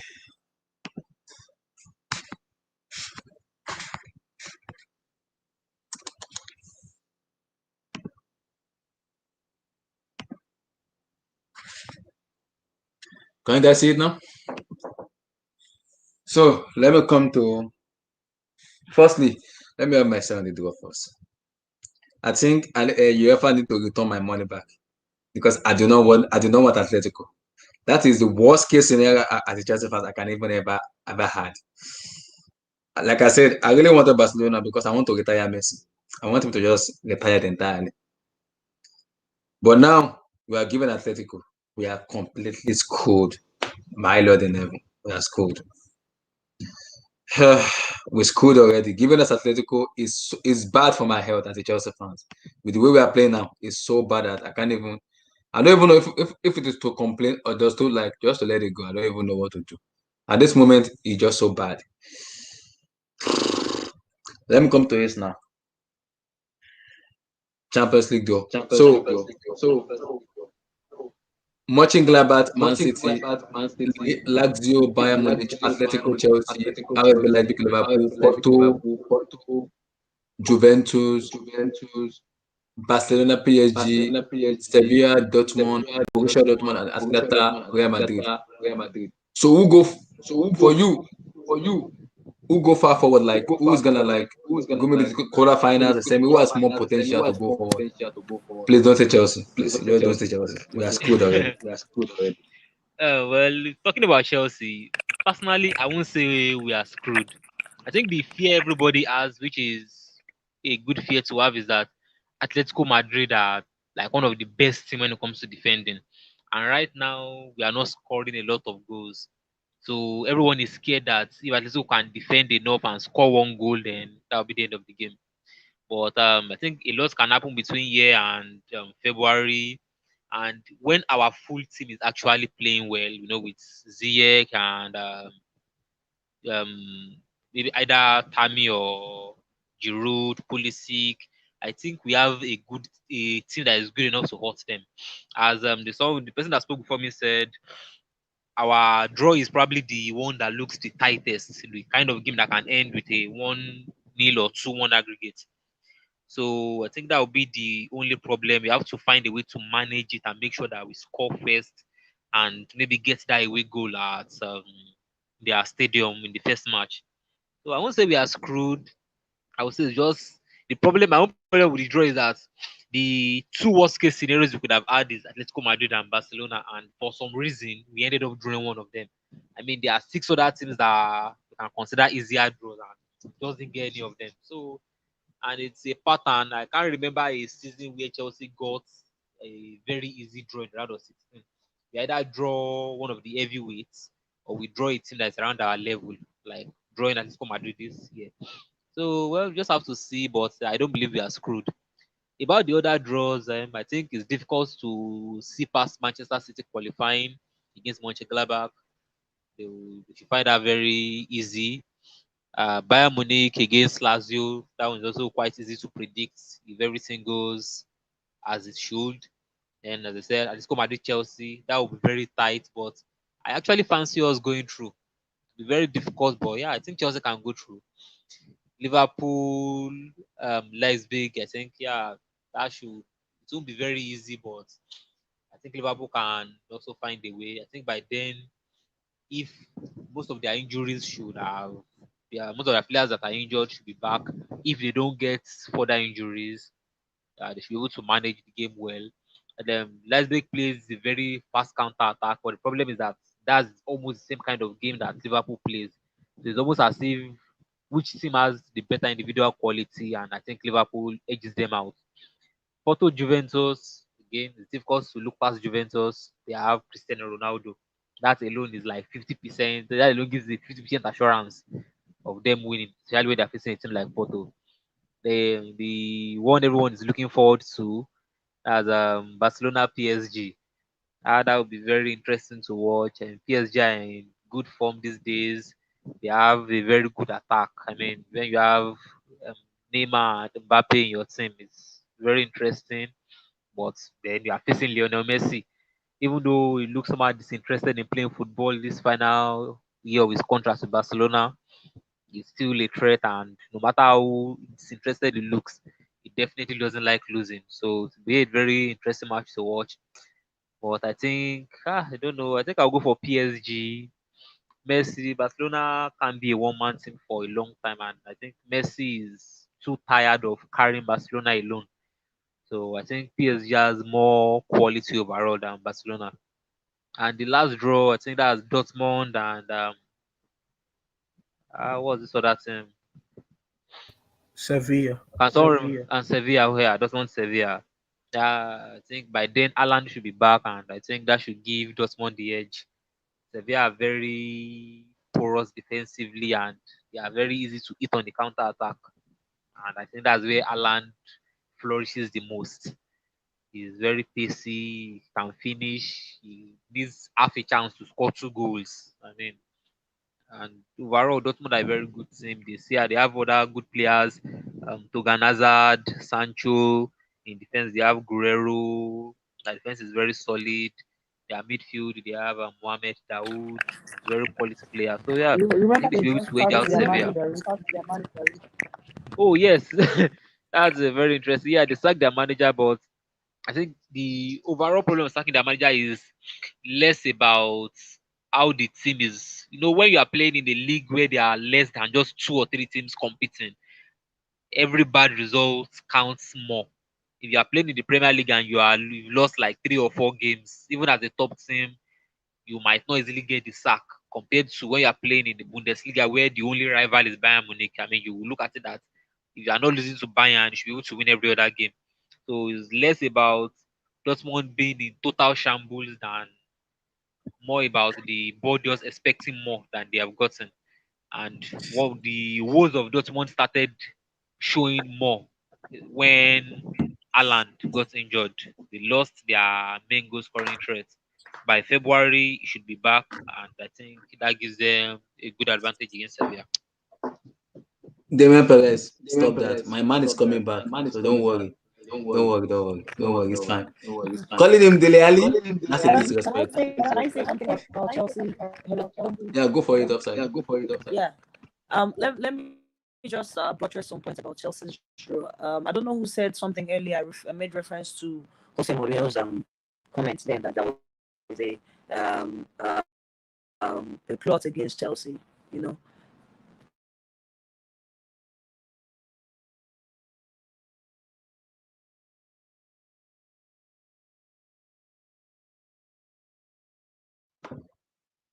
We can hear you. Go ahead.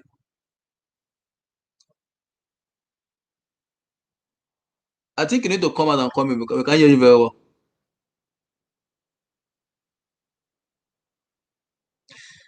We can't hear you very well. Maybe you need to come out and come in. So, Damien, UCL duo. Who is going forward? Who is getting knocked out? I know you want to say Chelsea, but do not say, just have mercy on Chelsea. Just have mercy on us. Yeah. I That's the re- worst possible. The worst possible to do. I don't even dream of getting. No. Atletico is no. That's worse. Worse. That's worse. Damn. No. Have you guys heard So me? go for it. Can you hear yeah. me? Yeah. Okay. Damien, wait. Okay. Let's see after I finish up. Yeah. Before I come to Damien. Okay. So in 2014-2015, Chelsea finished first.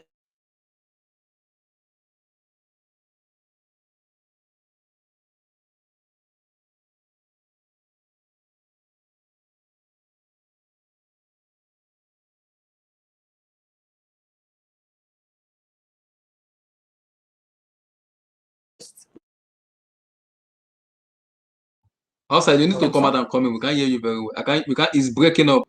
I don't know. So Damien, go for it. So who goes further more in the UCL? PSG, Barcelona, Porto, Juventus, Leipzig, Liverpool, Atletico, Chelsea, Lazio, Bayern Munich, Borussia Mönchengladbach, Man City. Bayern Munich, I don't even want to talk about that match. Lazio need to forfeit. They need to use the forfeit rules and just forget about it. They need to use the forfeit rule. That match is ending 21-0. I don't even need to watch it. That's game over. So Real Madrid, Atlanta. So who go forward? Who goes to the quarters or the semis? Who do you, apart from Bayern Munich, who are you mostly like willing to watch more? Yeah. I think Shitty should be able to handle Gladbach, and Bayern should crucify Lazio. No, Bayern we need to use the forfeit rules. That match, I'm not watching that match. That's a forfeit rules, man. That's a forfeit. I'm not watching that match. That's a circumcision. It's done. Completely done. Yeah, and Atletico and Chelsea. Well, looking at it now, you have to give it to Atletico, but you never know. It's gonna be in 2 months. You never know what Chelsea can maybe have form going into it, maybe improve them against low block teams. So for now, I'm just basing it on right now. Gonna go for Atletico. Liverpool and Leipzig is a little interesting because Leipzig knocked out United. But I'm still gonna go for Liverpool. I think Klopp just knows how to handle this, and he knows German teams very well. So I think he should be able to beat Leipzig. Juve and Porto. Why I don't think they give Chelsea Porto? Why did they give us Atletico? It's like giving us Porto. Make us easy for us. But I also want Barcelona though. I also want Barcelona. They give us. Nah, easy, Oh. easy. I think people are a little disrespecting Porto a little bit, not giving them credit for having 13 points. Damien, before you go, if Porto knocked out Ronaldo, my lord in heaven, I'm not going to Twitter anymore. If Porto knocked out Juventus, Cristiano Ronaldo, oh my lord, he just need to retire. He need to leave Juventus. He needs to use the forfeit rules and just go. He cannot Come on, you started Yeah, now. but That's an unnecessary pressure. Yeah. If Porto knocks out Juventus, how am I done? I'm done with Twitter. I'm done. Ronaldo is not young anymore. It's not a one-man team. Come on. He's Mr. Yeah. Champions League. He has won it. In how many years he has won the Champions League? So he knows that he knows how to win that competition. He's the god of that competition. But he won all those competitions at Real Madrid where the team is overall better than current Juventus. And he was younger, more in his prime. it's not really fair on him at the age of 34. Speak clearly. We can't hear you very well. Speak loud. I can't hear you. I can't hear you. Yeah, so it's not really fair on him at the age of 34 to expect him to carry the entire team. When he Yeah. won 3 Champions Leagues in a row at Real Madrid, that was Real Madrid. The team was better. I mean, he had players like Benzema and Sergio Ramos and Marcelo, and they were in their prime. They were playing well. So compared to Juventus, that's With a Real young Madrid team Pedro, was better, and he manager. was younger. Exactly. So to say that at his age that if Porto should knock Juventus out, that's the end of his career, I think that's a bit too harsh on him. Sorry, I was trying to say something and I kept getting cut off by the network. Sorry, let me just quickly run it through. The last 4 seasons, yes, Chelsea has had to face PSG despite finishing top of their group. The next season they faced Barcelona after finishing second. Last season they had to face Bayern after finishing second. This season Atletico Madrid. So it may give credence to the argument that there is a cabal, there's a plan against Chelsea, or there's a plot against Chelsea. And then when people make arguments and say, yeah, if we say we are the best, we have to beat the best, I feel like that's not exactly a true representation of facts, because there's a reason why we finished top of the group, and having to face a lesser side is supposed to be some form of reward, you know. But that being said, I think this is actually the worst time for Chelsea to, and actually the worst Chelsea team to face it, or let me not say worst, but not the good Chelsea team to face Atletico Madrid. Atletico Madrid are a side that can frustrate an opposition. They will defend with every single thing they have in there. And this is a Chelsea side that is struggling to score goals. A Chelsea side that is struggling to be creative. Atletico Madrid can have Luis Suarez, remember. So it's not exactly the Atletico Madrid of the past. Luis Suarez is a player that has experience in the Premier League, you know, so they have it all going for them in this particular season. They are doing well in the league. Chelsea should, in this case, be more like the underdog, in my opinion, if you ask me. Even though it's still a long time from now, but then again, despite finishing top of the group, Chelsea would be the underdog going into this particular tie. Then, sorry, something else. We were talking about Halo. Are you there? Can you hear me? Yeah, we can hear you. Can hear you. Yeah. I noticed that when people were making their predictions for the teams that will progress and all that, it was easier to pick. Or it was more common. It's been more common for people to pick the bigger teams to progress. But if there is one thing that the group stage has shown me this season, is the fact that those bigger teams will shock you. The smaller teams rather will shock you. And if a team like Inter Milan, Manchester United cannot do as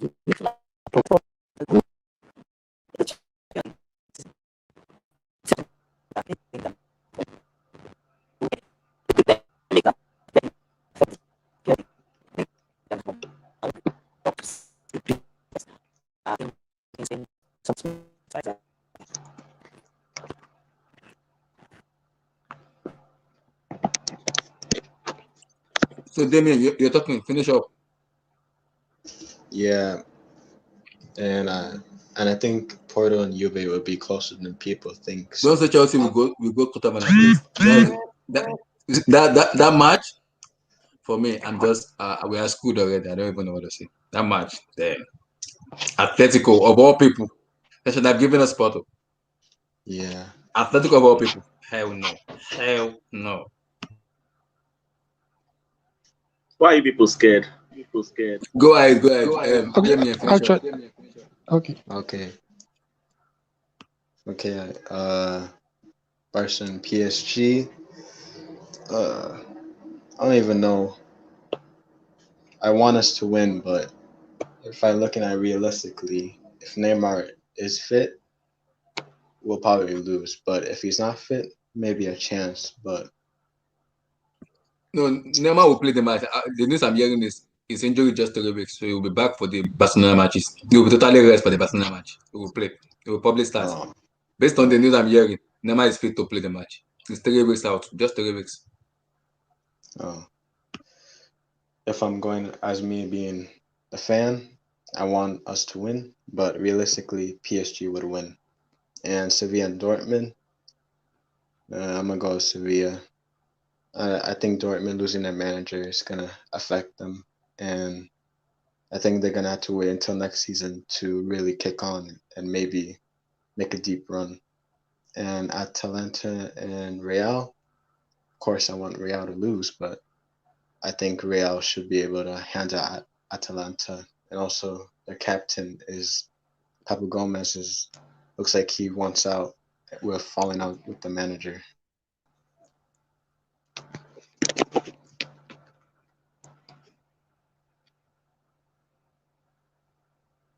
So between Liverpool and Leipzig, who you making to qualify? Oh, he left already. Damn. Oh, you there? Oh yeah. I Between said Liverpool and Leipzig, who do you want?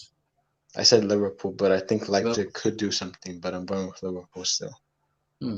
That's a tough match because two German manager facing each other. Nagelsmann and Jurgen Klopp. What of Man City, Borussia Mönchengladbach? Oh, I said City would win. I think City will win. They will probably like. Well, yeah, I think City will win. Wow. So have you predicted them? Oh, the Atletico one or no? Oh yeah, I already said it. Looking at it right now, I think Atletico should win, but you never know in 2 months. Fair enough. So let me come to his. Mönchengladbach, Man City, Lazio, Bayern Munich, Atletico, Chelsea, RSB Leipzig, Liverpool, Porto, Juventus, Barcelona, PSG, Sevilla, Borussia Dortmund, and Atlanta, Real Madrid. Who goes to? Who do up? I think I will. We can't hear you. Speak loud. As I said before, I will move.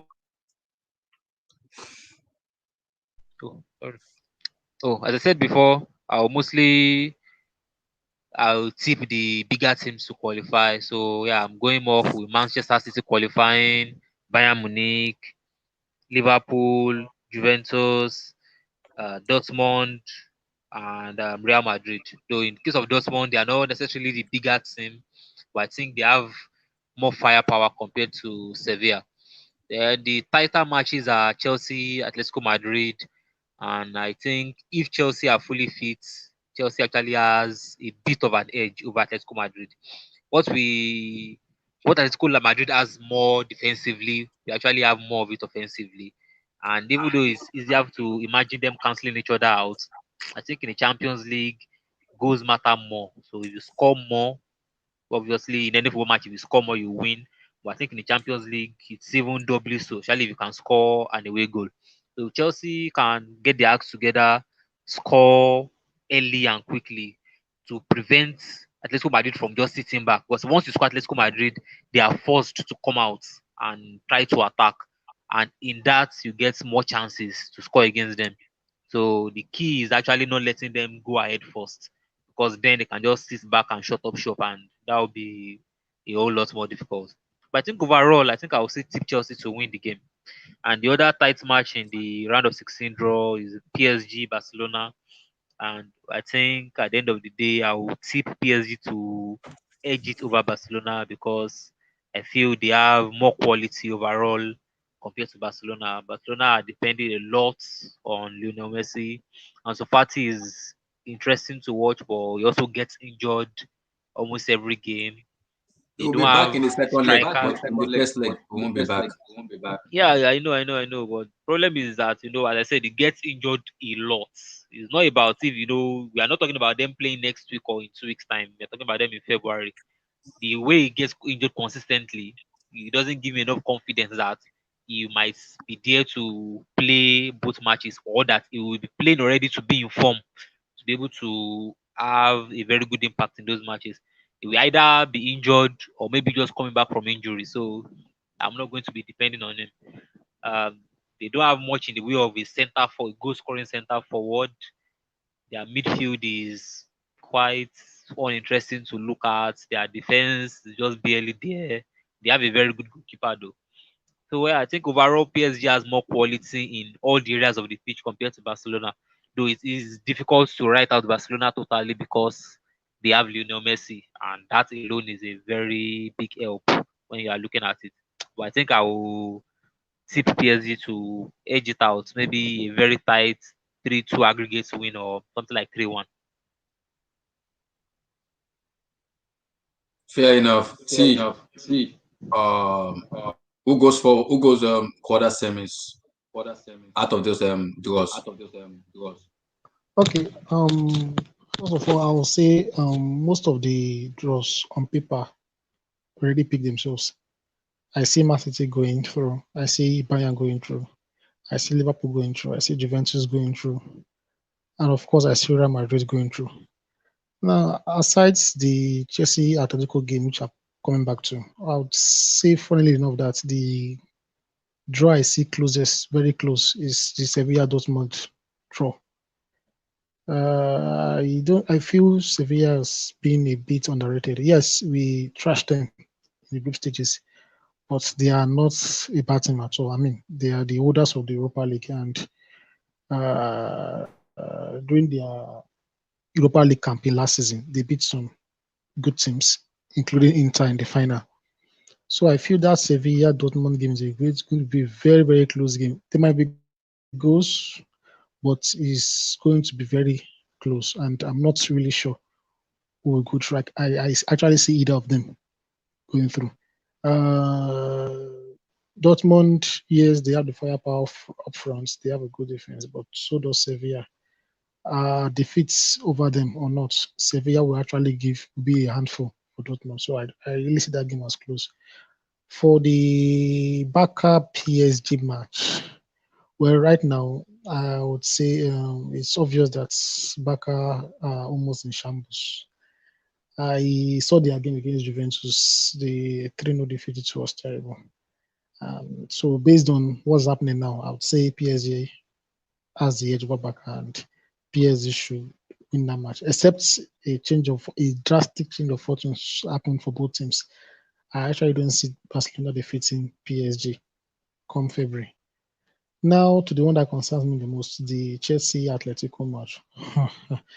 I looked at the other teams we could possibly meet. We are giving the literal hardest one, because every other team, there are teams that I would have been very confident against. I would have been very, very confident against Barcelona and all that. But Atletico, when I saw it, I couldn't believe it. At the same time, I could believe it because it's been happening. It's been a trend in recent times. And what makes it worse is that the kinds of teams, the kind of pattern we faced in the last two games that has been difficult for us is kind of pattern we are likely to face against Atletico. And that's what makes it even funnier. And then about three weeks ago, 1 month ago, I would have fancied our chances against Atletico actually, because as of 3 weeks ago, a month ago with ZH, we were scoring for fun, low block or not, we were scoring. But if we are to face Atletico next week, I'll be very scared. As you said, I'll have just zeroed my mind that we are out. But let's see what happens in February. Form could return, things will get better. So I wouldn't say it until February comes. But aside our game, really, the game I'm trying looking out for is the Sevilla Dortmund game. Marvelous. The Champions League, who goes forward? Mönchengladbach, Man City, Lazio, Bayern, Atletico, Chelsea, Leipzig, Liverpool, Porto, Juventus, Barcelona, PSG, Sevilla, Borussia Dortmund, and Atlanta, Real Madrid. But before you speak, just forfeit Bayern, please. Forfeit them. They're winning that match, maybe 30-0. I'm not gonna turn off for that match. It's completely over already. Before even playing it, it's an hell already. So go for it, Marvelous.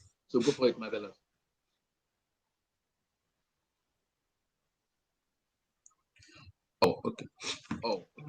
Maybe it's doing something. So let me come to offside. Who advanced more out of those group stage?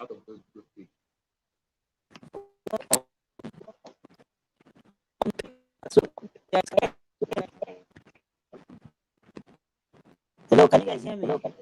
Yeah, we can hear you. We can hear you. Okay,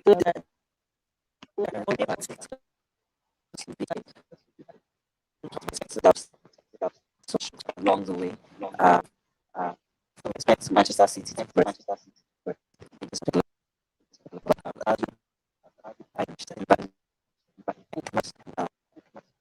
this is comfortably in my opinion.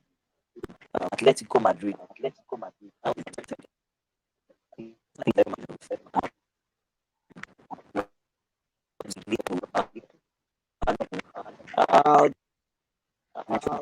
but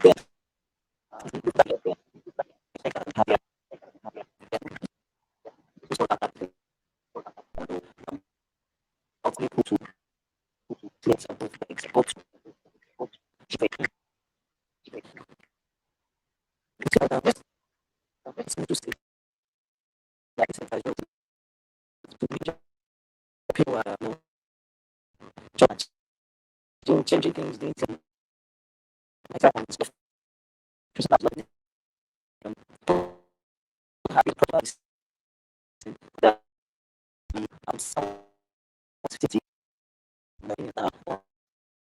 going that way.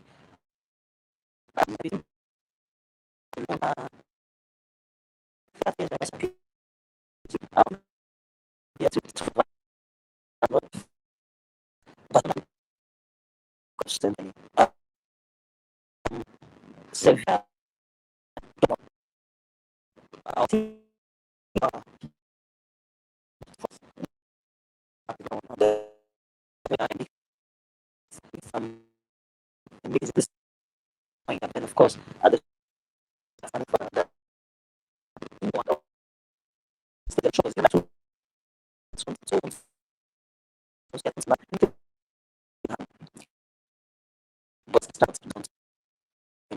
Atalanta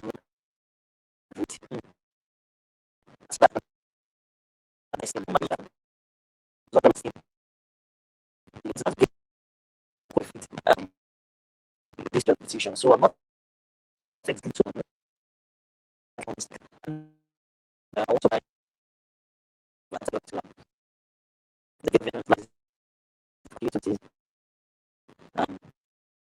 that's another game.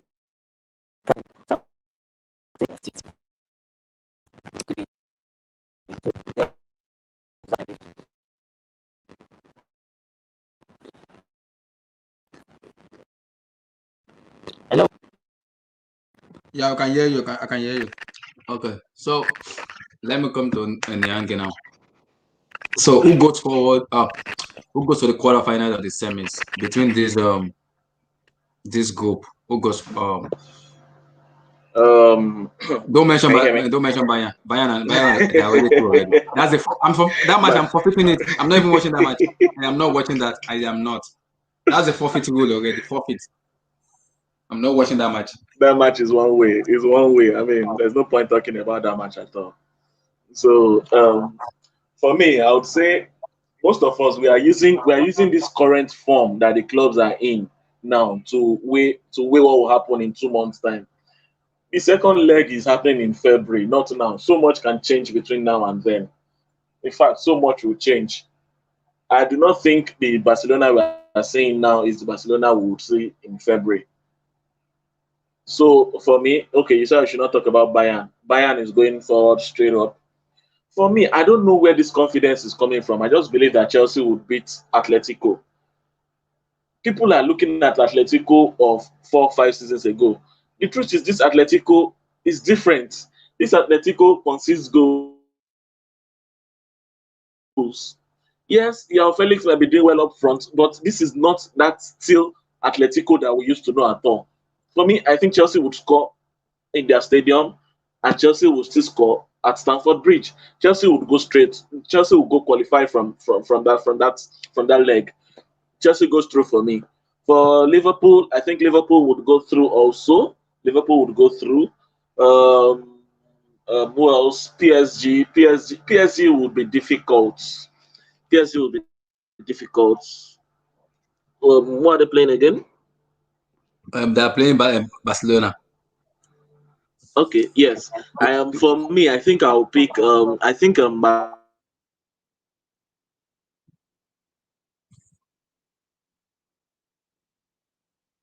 Barcelona would go through.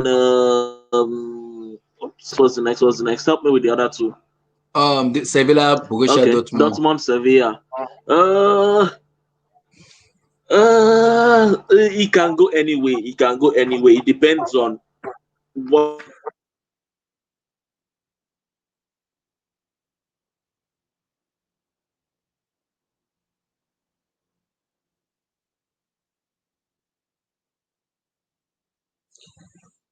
We can't hear you again. No? Happens at that point. I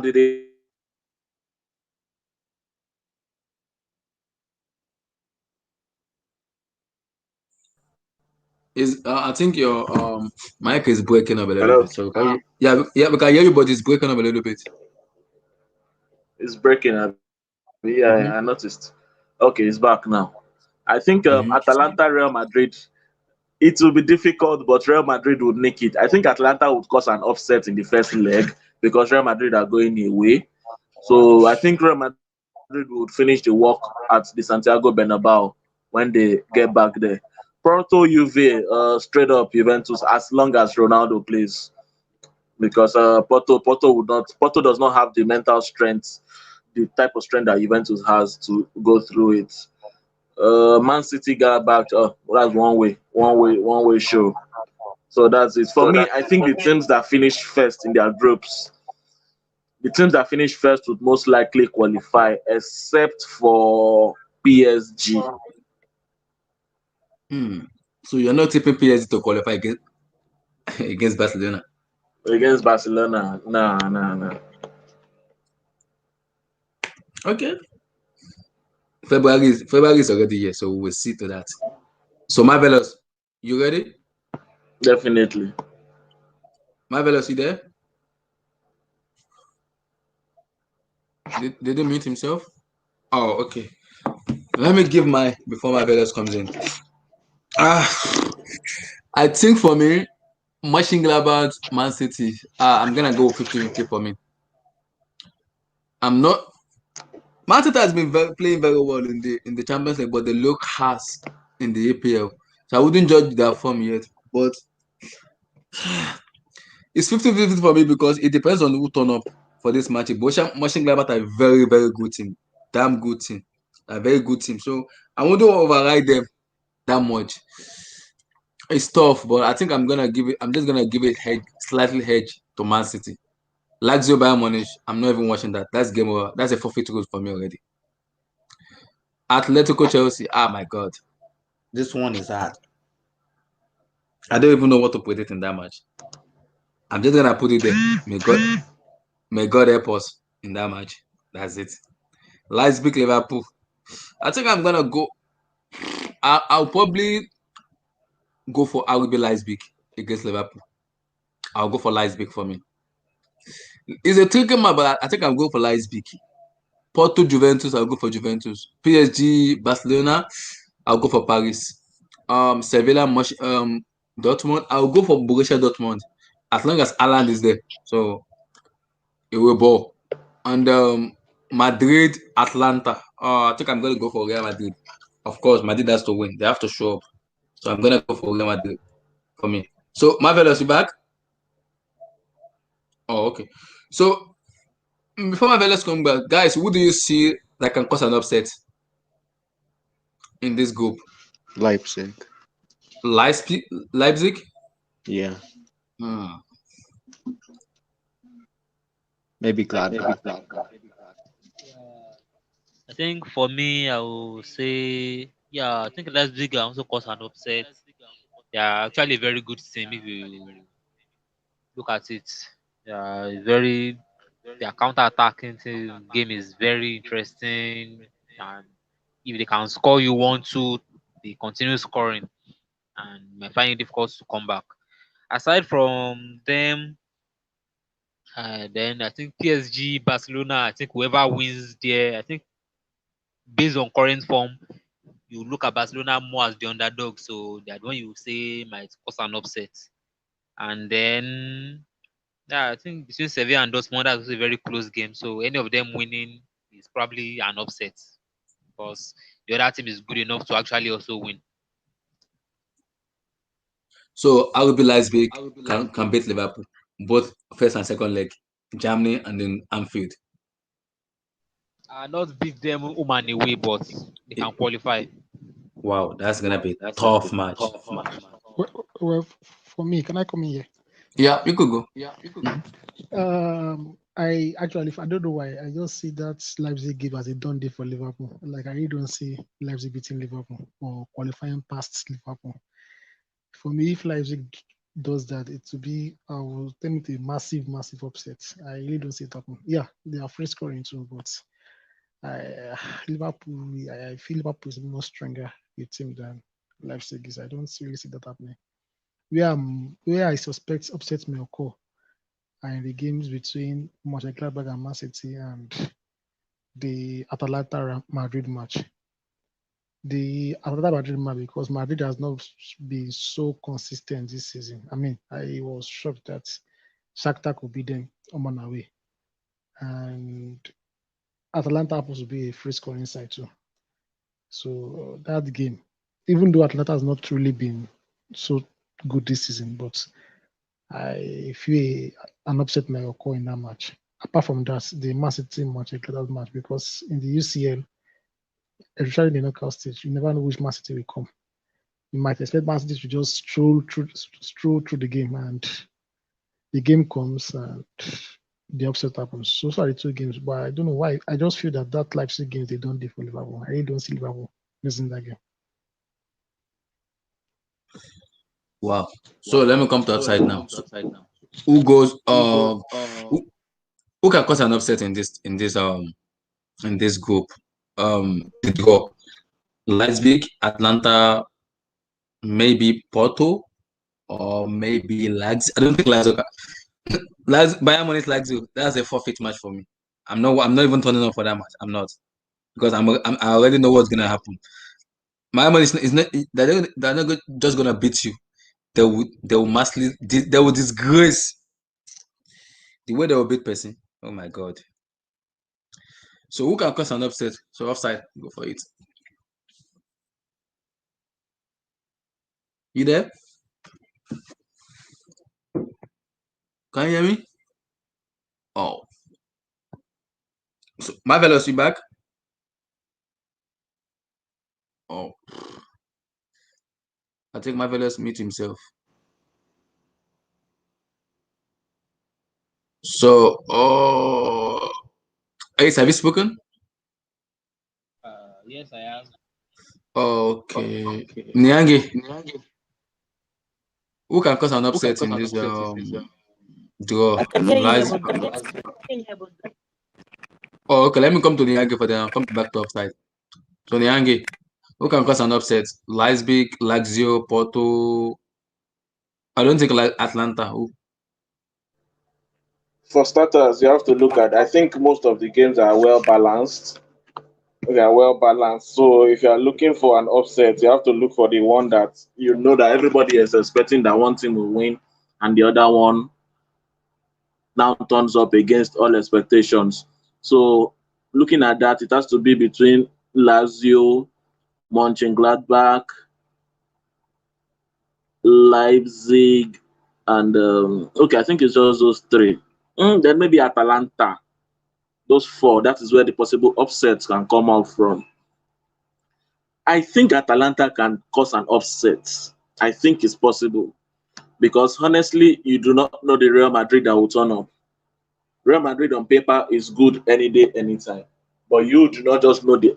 I personally, for me, I think that first leg, I want to tip Atalanta to win that first leg.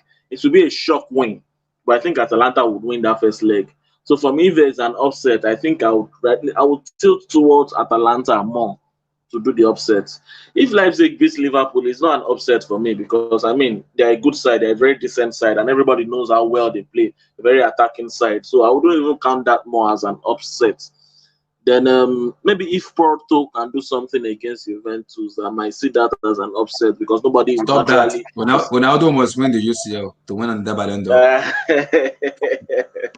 So I think for me, I'll just go with Atalanta beating Real Madrid. So an upset you're looking for is Atlanta beating Real Madrid. Yes. That's tough. What of Sevilla Dortmund? Is it 50-50, right? It's a 50-50 match. PSG Barcelona. Maybe It's Barcelona. 50-50. It's So 50-50. it depends on who turn up, right? It depends on who turn up. It depends on who turns up. Atletico Madrid, Chelsea. I'm all out for Chelsea. Chelsea. In fact, if Atletico wins, that's an upset. What? Nah. That's how confident I am. Honestly, that's how confident I am. Stop that. Now. I'm not even going. That's the worst case scenario. I don't want. Atletico is the worst. Chelsea is playing away first leg. That means they're coming back to Stamford Bridge to play the second leg. That's the advantage. So whatever happens in the first leg, you know you have to win the second leg at home. Okay. I won't say we get a draw. I won't say anything. Get the 1-1 draw. People have already started time already, so I won't say anything until February. So Lazio Bayern Munich. So that's a forfeit match already. I don't even watch that. So what? Mönchengladbach, Man City. What's coming? Do you see Mönchengladbach beating Man City? I don't see anything happening there. So two people cannot go. One people has to drop out. So who drops out? Mönchengladbach or Man City? Mönchengladbach will go home even from the first leg. What? Mönchengladbach will go home. But we have a dream. You don't want them to start dreaming. Everybody have a dream. They could dream and beat Man City. You're allowed to dream, but reality is on 90 minutes on the pitch. So it's the reality that counts. Anybody can dream. Wow. So you're going for Atlanta, Atlanta and Atletico. Atletico. Okay. Yes, Atlanta, Atletico. So after that, have you spoken? Is she there? After there, have you spoken? Oh, okay. Let me come to the. Let me say this. Out of this duo now, can anyone name me 8 teams who go to the quarterfinals and the semis? Let me come to Ace first. Who goes to the quarters? Who goes to the semis? Who are you confident enough and telling me that will go to the quarters and semis? Okay, well, if I'll make my own prediction, the quarterfinals teams that will go will be Manchester City, Bayern Munich, Chelsea, Liverpool, Juventus, PSG, Dortmund, and Real Madrid. Who will go to the semis? Well, I think it will depend on the draws, so can't really predict that yet. But the teams that I would tip that actually look like they have a good chance of progressing from the ones that I picked to go to the quarterfinals. I think Bayern Munich, then there's PSG, Liverpool, and Juventus. I think those four they have better chances of qualifying to the semi-finals compared to the other four. Of course, it depends on the draw. It might be that those four be the ones to face each other in the quarterfinals, and then 2 we have to be knocked out.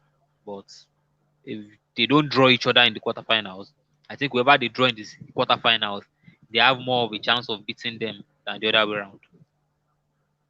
Do you see all English final this year or no? No, I don't.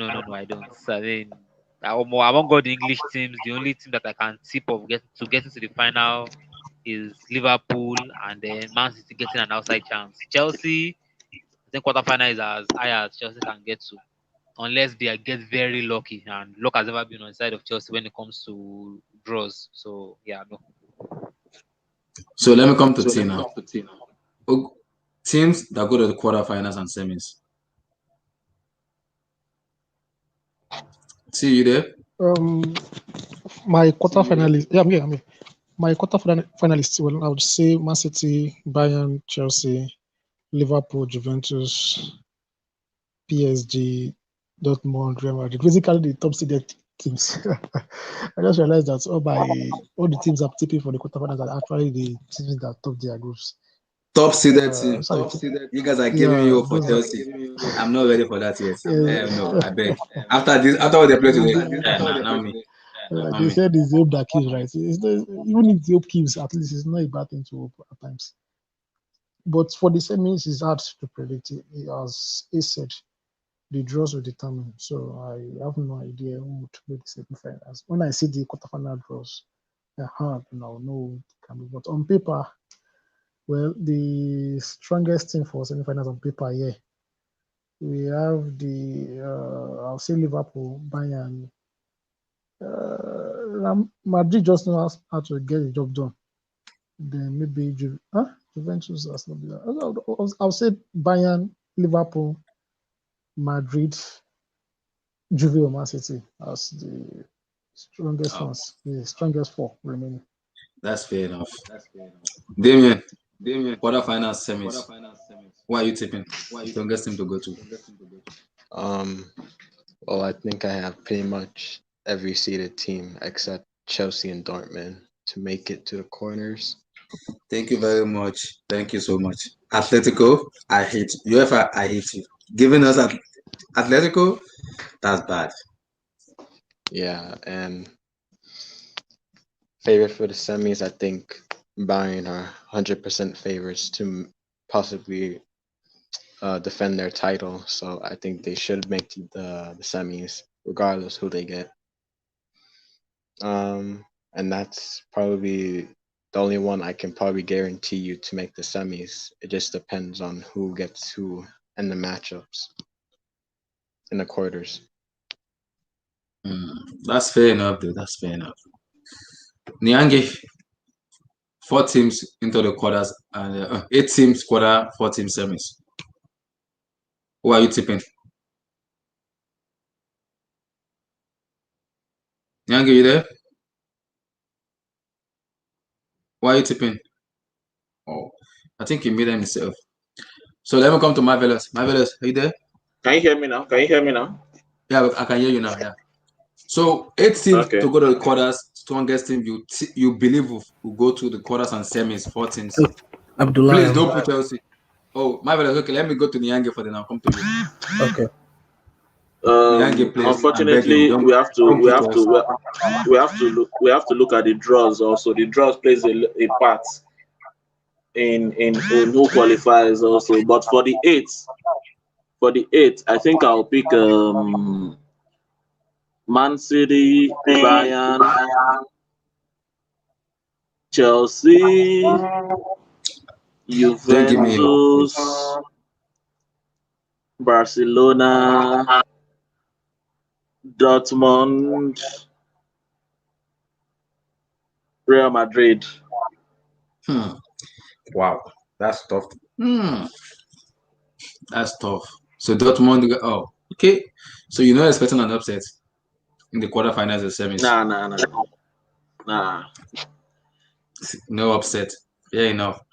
So Marvelous. Firstly, so what chances are you giving Chelsea in the Champions League draw? And also, do you see any shocker going to the quarterfinals or the semis? And who are you tipping to go to the quarters and semis?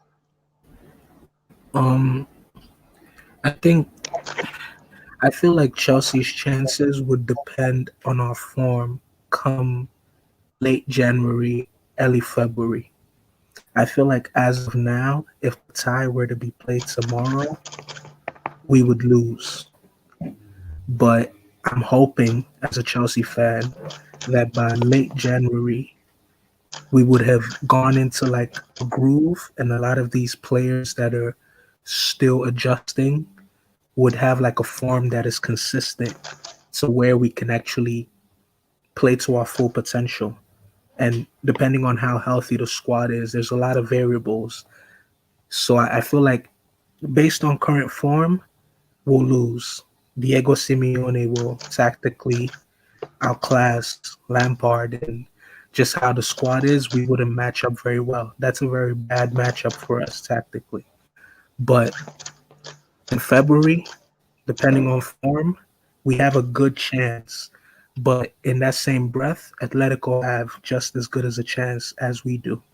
That's a very tight headlock in regards to our tie. That's why I'm not excited, or I'm not the most happy about it.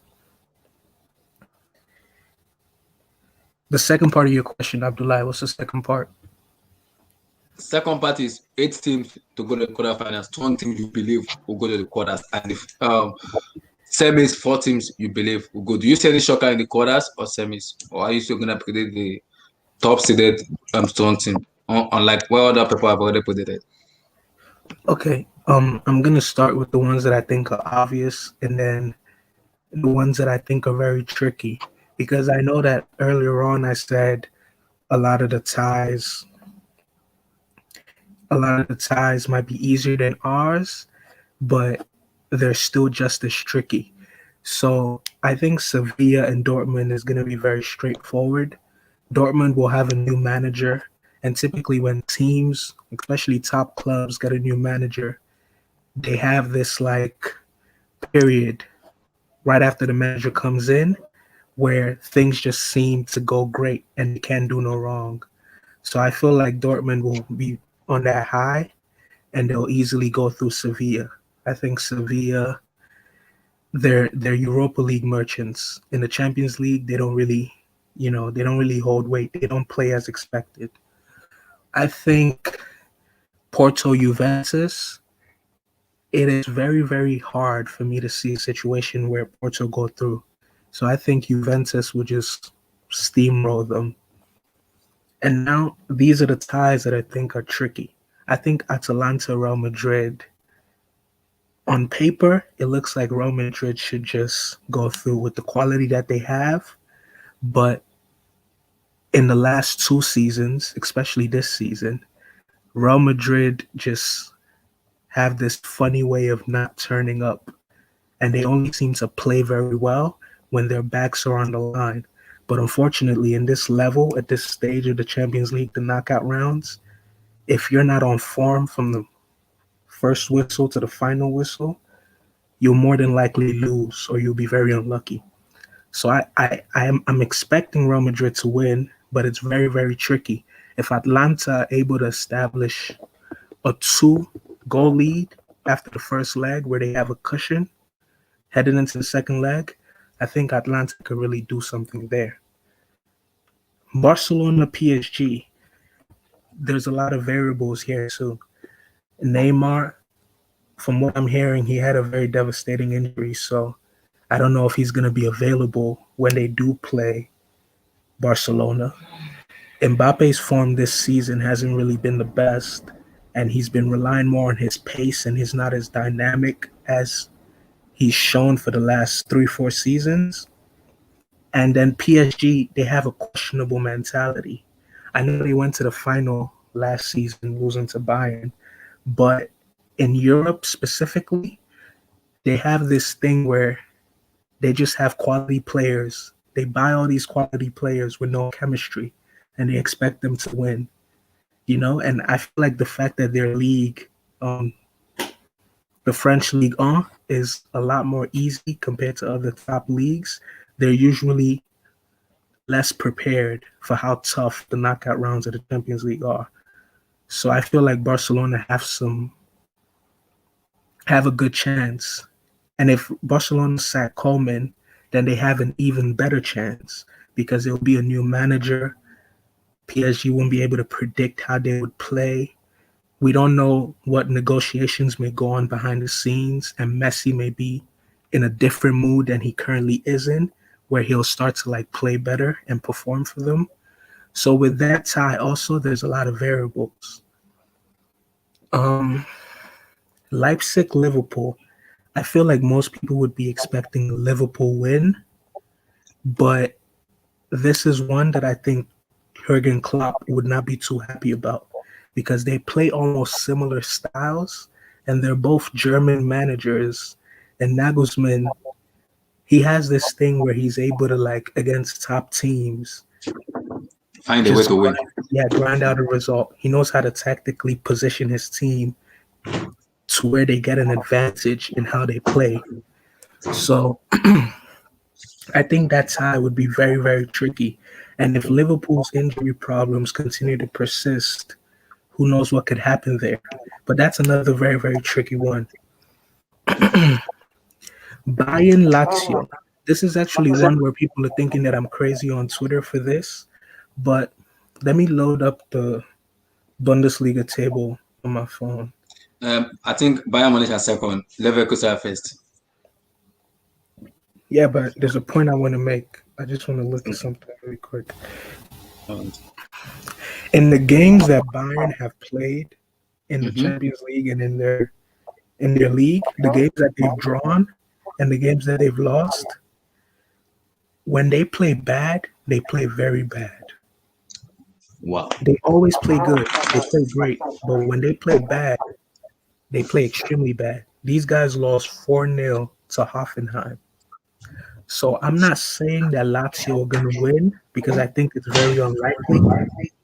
But depending on what is able to happen, what they're able to do in that first leg, you just never know. If Bayern have a off day and it's catastrophic, we don't know. So, who are you tipping for the four? Do you see any shock are going to into the semifinals, or are you still gonna stick to the big guns in the semifinals?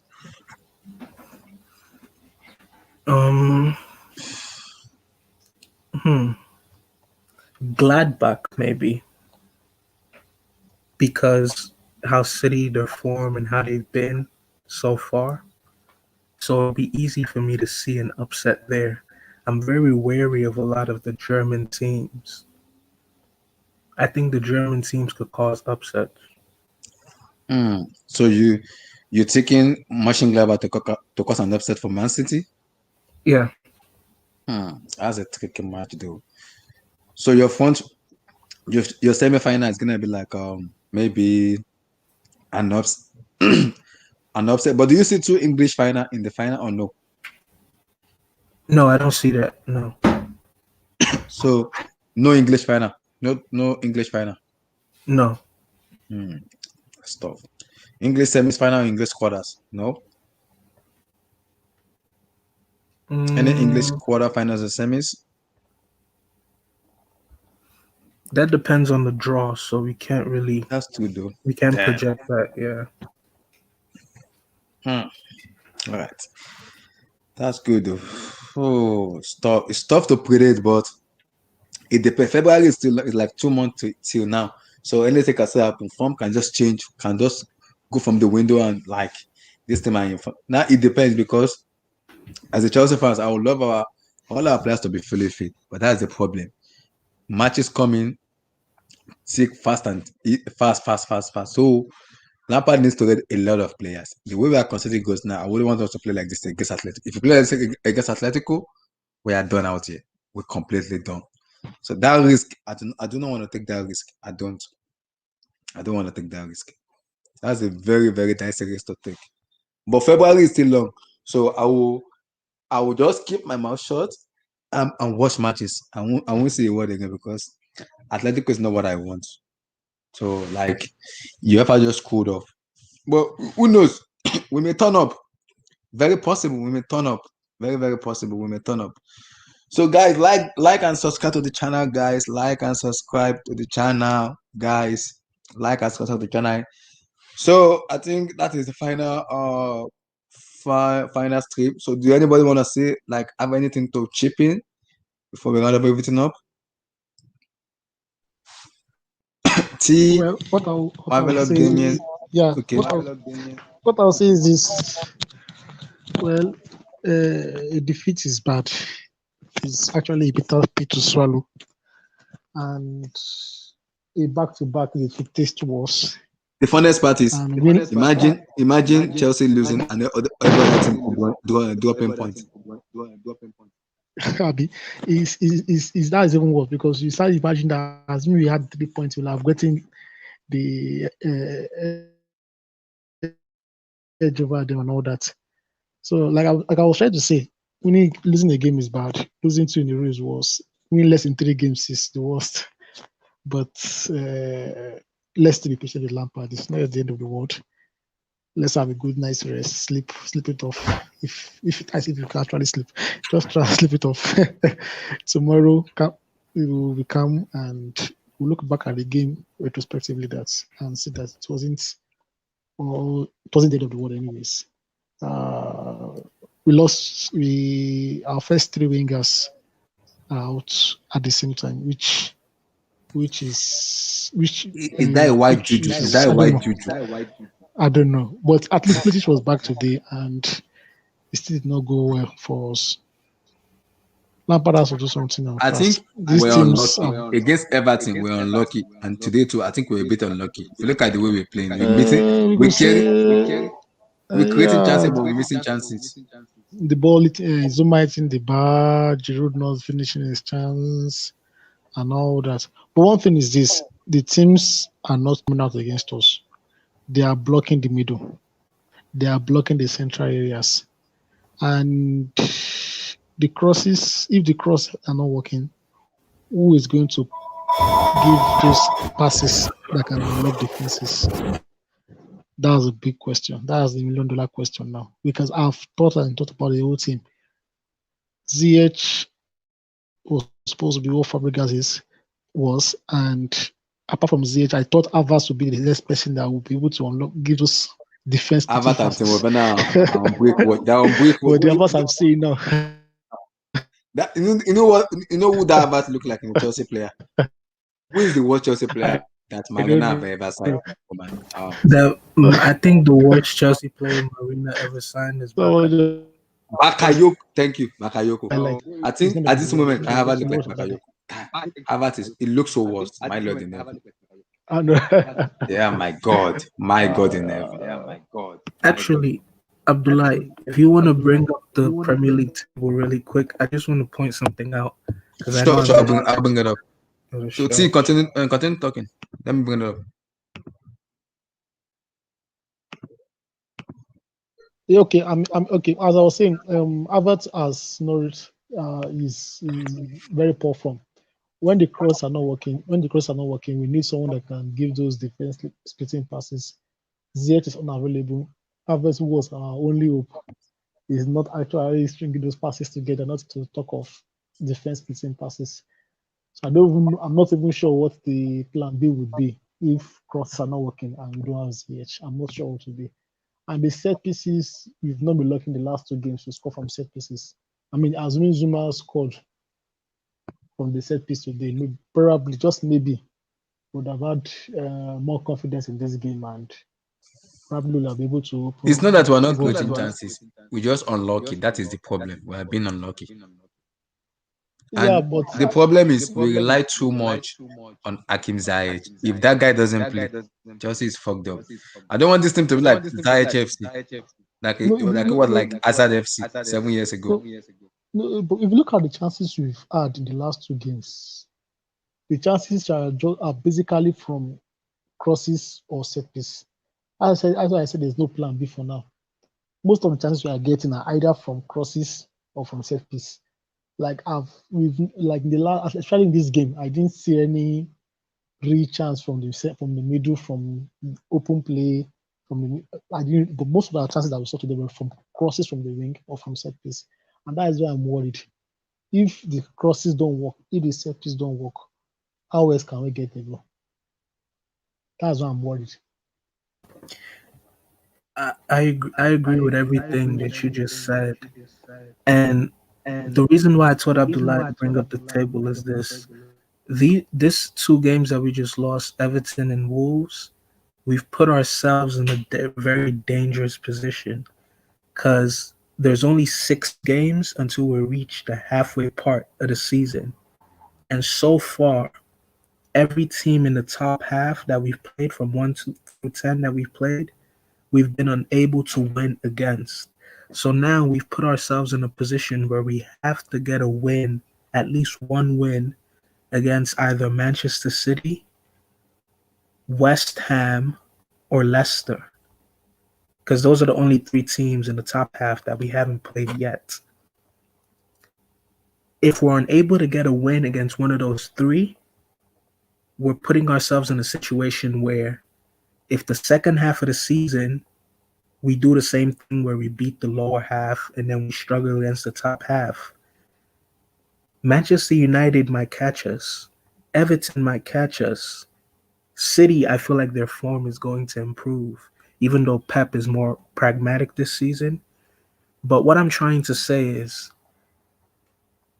we're in an awkward position in the table. That good start that we've had, it's kind of leveled out. When you look at the points, Manchester United, say whatever you want about them in terms of their form. If you look at their record, Abdullah, if you want to scroll down, if you look at their record and you look at our record, Let me come down.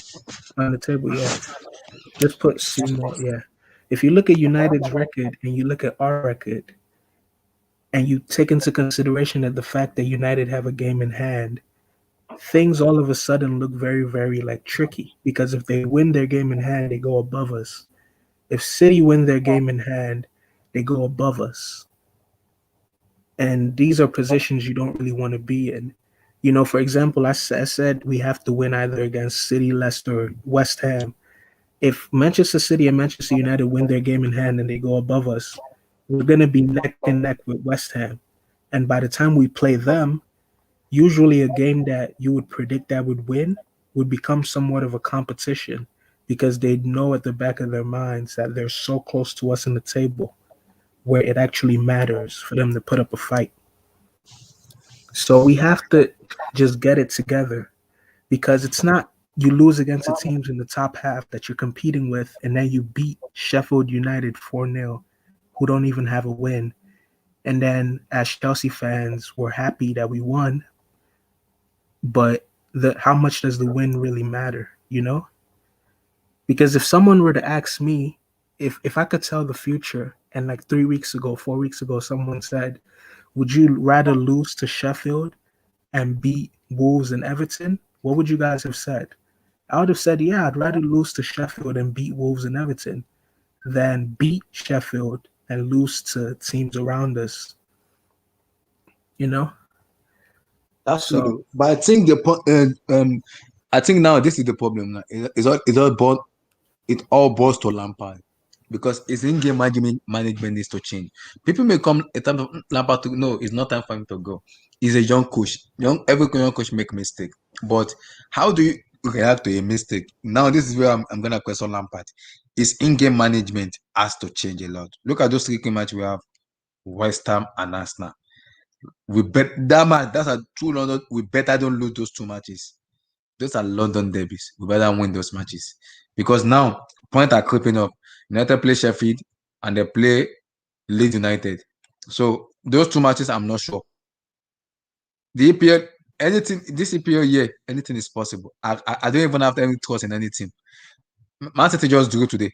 Do I even believe they will do against West Brom? No. See how difficult the EPL is. The team you predict to win just go out there and fumble.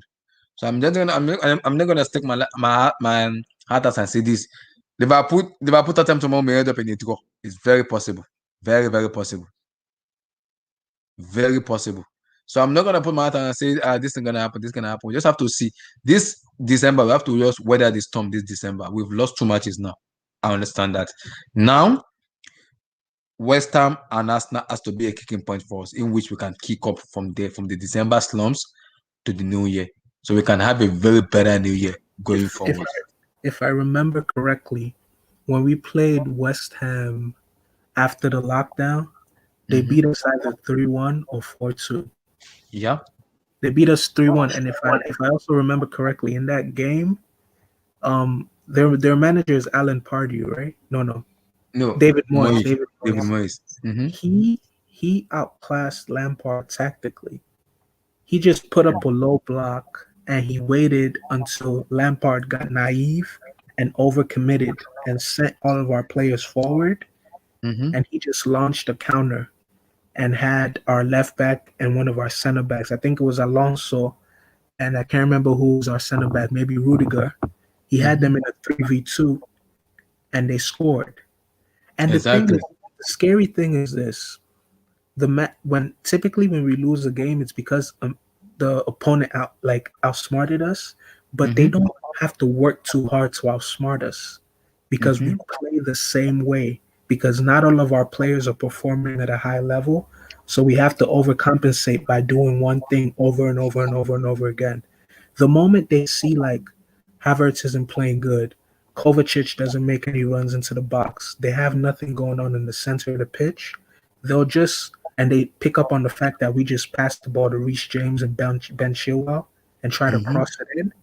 They'll just put up a low block to be able to stop the ball from going. And they are very good in terms of defending and heading of goals. They are very same. Suyong, what's his name? Is it Suchek and then what's Ogbona? They are very good defense in terms of heading of the ball. They are very good. That is why I want to say how Lampard can tactically maneuver those teams together, because I don't like West Ham and Arsenal is a must-win game for us. A must-win. It's a must. Sometimes when I say things like criticizing or critiquing Chelsea, I don't even like to use that word. People say, "Oh no, I'm not really a fan." I've been a Chelsea fan since 2004 when I was 5. Same with me too. Frank Lampard is like, in my eyes, him, Drogba, Terry, Peter Cech, that whole team, none of them can do any wrong in my eyes as players. As a manager, though, I feel like Lampard got this job too early. And I feel like it is like a trendy hire. So you see how like a lot of clubs just hire their legends to coach them. I feel like that's what this was. And unfortunately, because he's a legend and because he's a young manager, you can't sack him too early. You have to give him time. But he should have never gotten the job in the first place. I think, and this is a point that I think you made on the Complicated Chelsea show, when you said John Terry did the smart thing, because they offered John Terry the job first. He rejected it. He said maybe in the future when I'm ready for it. He's at Villa. He's developing. Lampard should have stayed at Derby. He should have tried to get Derby into the Premier League and try to keep them there for a season or two. Because in the Championship, it's easy to just attack. Teams aren't defensively solid, so if you attack more often than not, you win. In the Premier League, you have to be more tactically nuanced. I feel like a lot of what Lampard does, like I said earlier, if we go in at the break 0-0, I automatically start to feel like we're going to lose. Because I imagine from the games I've watched, he goes into the locker room and he says, "Okay, guys, we have more of the ball. Let's continue to do what we're doing." Meanwhile, the other manager who's more experienced, like I would like imagine Santo probably told the players, they have more of the ball, but that's not a problem because they're not really working it properly. This is what they're doing. They're putting the ball to the wings. Let's try and stop that and position ourselves to get a counter. I feel like the other managers are more reactive. Like they see something, they take a note of it, and they try to change it. I feel like Lampard notices something, but he ignores it because we have more possession. But he needs to understand quickly that having a lot of the ball doesn't mean you win. And this is why I was trying to say, I think I don't know who I told this to, it may have been HH. That Tottenham game when Chelsea fans were celebrating that we didn't lose is it's the worst thing that could have happened to our season. Because that match, we should have won it. That match we should have won that match. We should have won that match. But what that match did was it has given a blueprint to every team that will go for a draw or try to hit us on the counter. They already know how to set up. And the problem they're gonna face, the problem they will face now is if Hakim Ziyech come back, that's gonna be where the problem is. They will rather not face Chelsea when Ziyech is fit than face Chelsea when there's no Ziyech.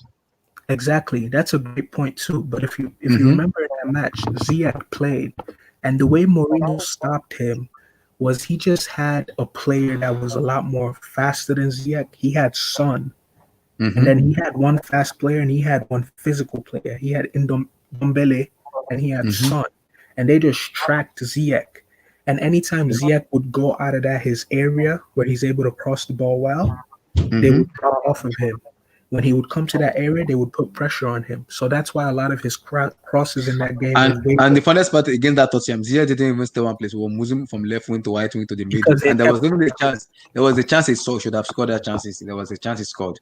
should have Yeah, scored. he had to keep moving because they kept on shadowing him around the pitch. They were man marking him. So Mhm. that I feel like that game, had we won it, maybe other managers would have said, okay, maybe that's not a good way to play against these guys because they won the game. I feel like Mhm. now, like a manager like Simeone, when he's Yeah. preparing his players for the game, He would tell them to just go defensive. Joan Felix and Luis Suarez on the run. That's it. he would, and Atletico Madrid midfielders, they know how to shit house. They know Mhm. how to like play for a draw. They know how to Yeah. like waste time. They don't want to win. Like the way you always say, like use brain, use brain. They know how to use brain for real. Yeah. When Koke is Koke still at Atletico? Yeah. Okay. Miguel Samon, everybody's there. When Koke, Carrasco, when those guys, when they watch the tape of how all you need to do is be a little bit physical on a player like Havertz, don't be surprised if in like the first 15 minutes, Koke is like stamping on Havertz or like shrugging him just to like psychologically have that edge. Mhm. You know, don't forget these guys knocked out Liverpool, so they're I know. nothing. I know. I can see a red card in that match. I can see a red card Liverpool in that team. match. I can see a red card in that match. I will not be surprised. So, and the unfortunate part, just to round up my point really quickly, Mhm. is now that we put ourselves in a position where we have a lot of, I would consider them now to be must-win games. Because imagine we don't beat either Leicester City or who's the third team? Leicester City or West Ham. That means we lose or draw against every team in the top 10. That's the Then problem. we slide further down the table. That's not bad. And That's not now good at all. Lampard may not even be able to rest players because he needs to pick up points, and that would affect us in February. Mhm. So I think what they need to work on, I think he needs to work on his man management as a manager. Work on your game management. I know how to. You don't need to go possession focus. Sometimes you need to go pragmatic and just win. Grind that and win. That's how a top manager does. You don't. If you know your team, they're already possessing your team. Just go back and defend and win. That's how a top tier manager does. You don't need to press. Those two last matches we play, Everton and Wolves, we were very unlucky. We were playing very well, but we're just unlucky. We're not moving the ball fast.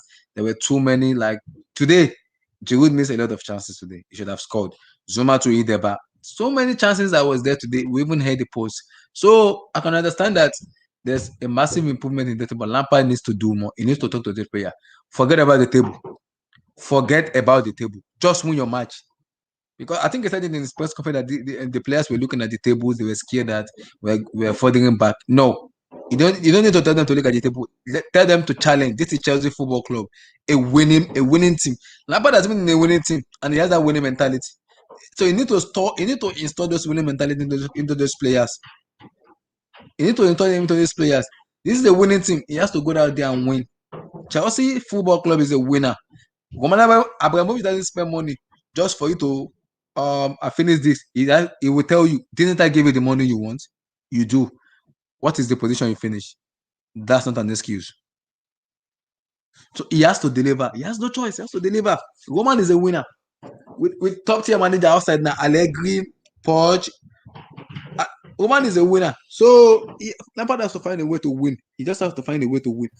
If the plan here doesn't work, have a plan B that works, that makes it look much better. You can, yes, I don't like him changing formation, but at least you can rotate in a match, or you can even start with the match and later you can change it. That's how a top manager does things. That's how you win football match.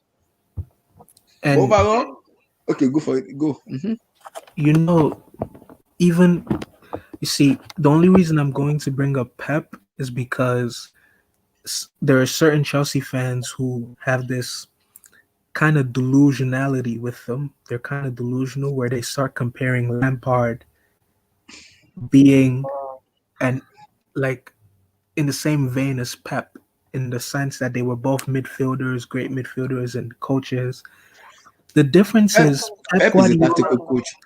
Pep Guardiola thinks things through. If you look at his City squad this year, he has some players that are very, very old, and he has some players that are extremely young and inexperienced. He has that Torres kid. He has Foden. He has their defender. He's his squad. The type of squad he has this year with City isn't typically the type of squad he usually has. What has he done? He isn't playing as pass. he's a lot more reactive. Their style is a lot more pragmatic. He's not 4-3-3 anymore. He's 4-2-3-1. He's a lot. Yeah. He'd much rather. This is a different side of him that I've never seen before. I feel Same like with me too. Same with looks he has at learned. He has at the learned a lot. league, I feel like when he looks at the league, he feels like this season is going to come down to very fine margins. So if a game is looking like you might lose it, just go for the draw. Don't even try to win. Just go for the That- draw. Mhm. Try to get the point. Because That's I think fair he enough. realizes that all it takes is for Liverpool to lose one more game, two more games. And if Mhm. City win their game in hand, they're Yeah, right well, back well. up there. Mm-hmm. I feel like with Lampard and Chelsea, on the other hand, Lampard is willing to sacrifice 1 point to get 3, which is a good mindset to have. But in a league as elite as this, you have to be mindful of what your opponents are doing.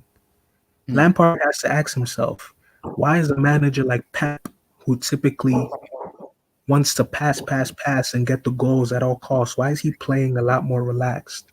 Why is he happy with 1 point as opposed to other seasons? Because this season is a lot different.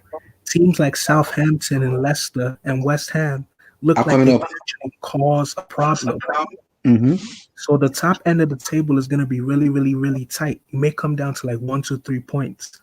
And if Yeah. you're there like throwing 2 points away like you did today, then you might find like the position we're in now, 5th, is a position where if the next 6 games comes and our form is still up and down, we may find ourselves 5th and 6th come May. Exactly.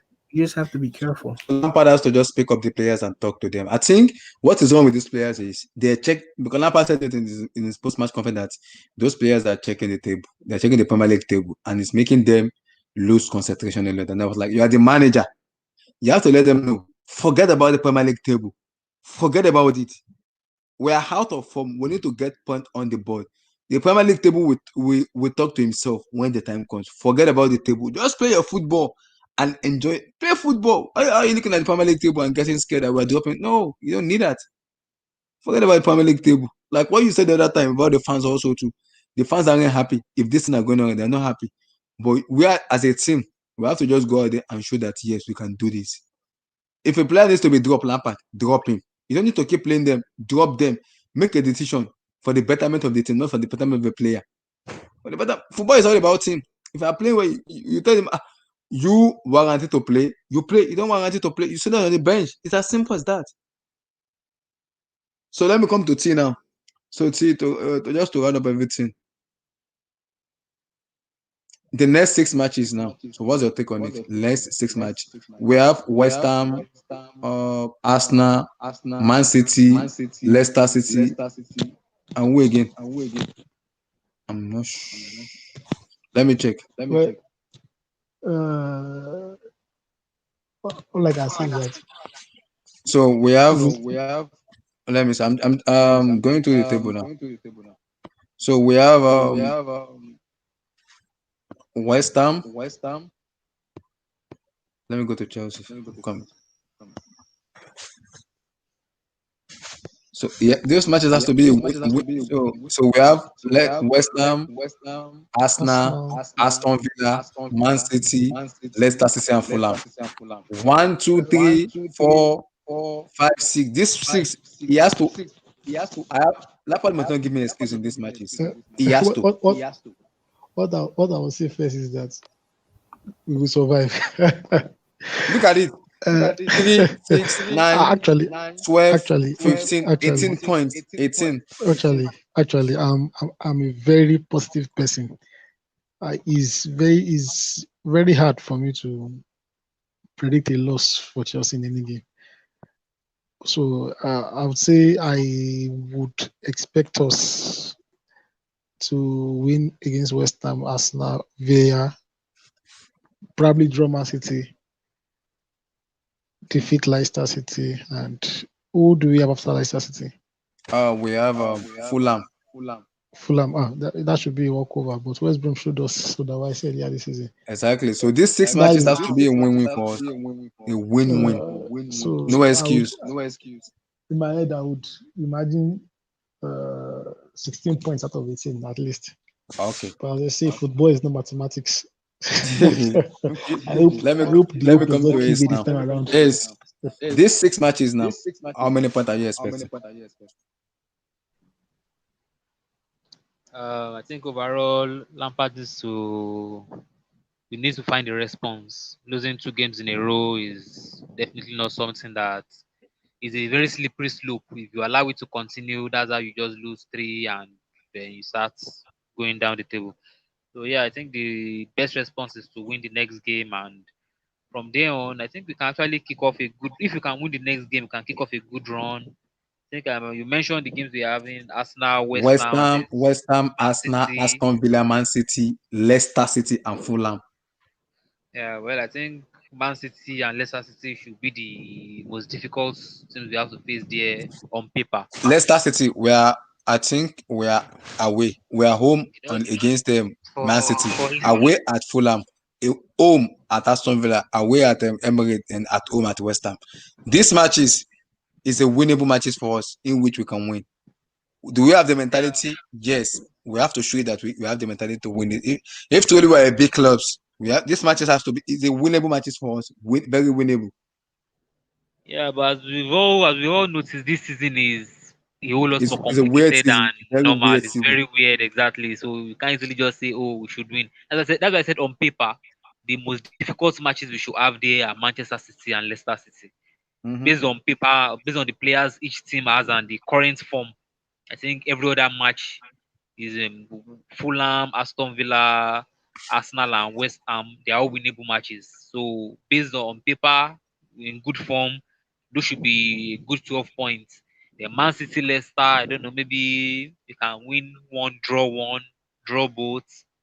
I don't know. I think I'm looking more towards something between 12 and 14 points, maybe 4 wins and a draw.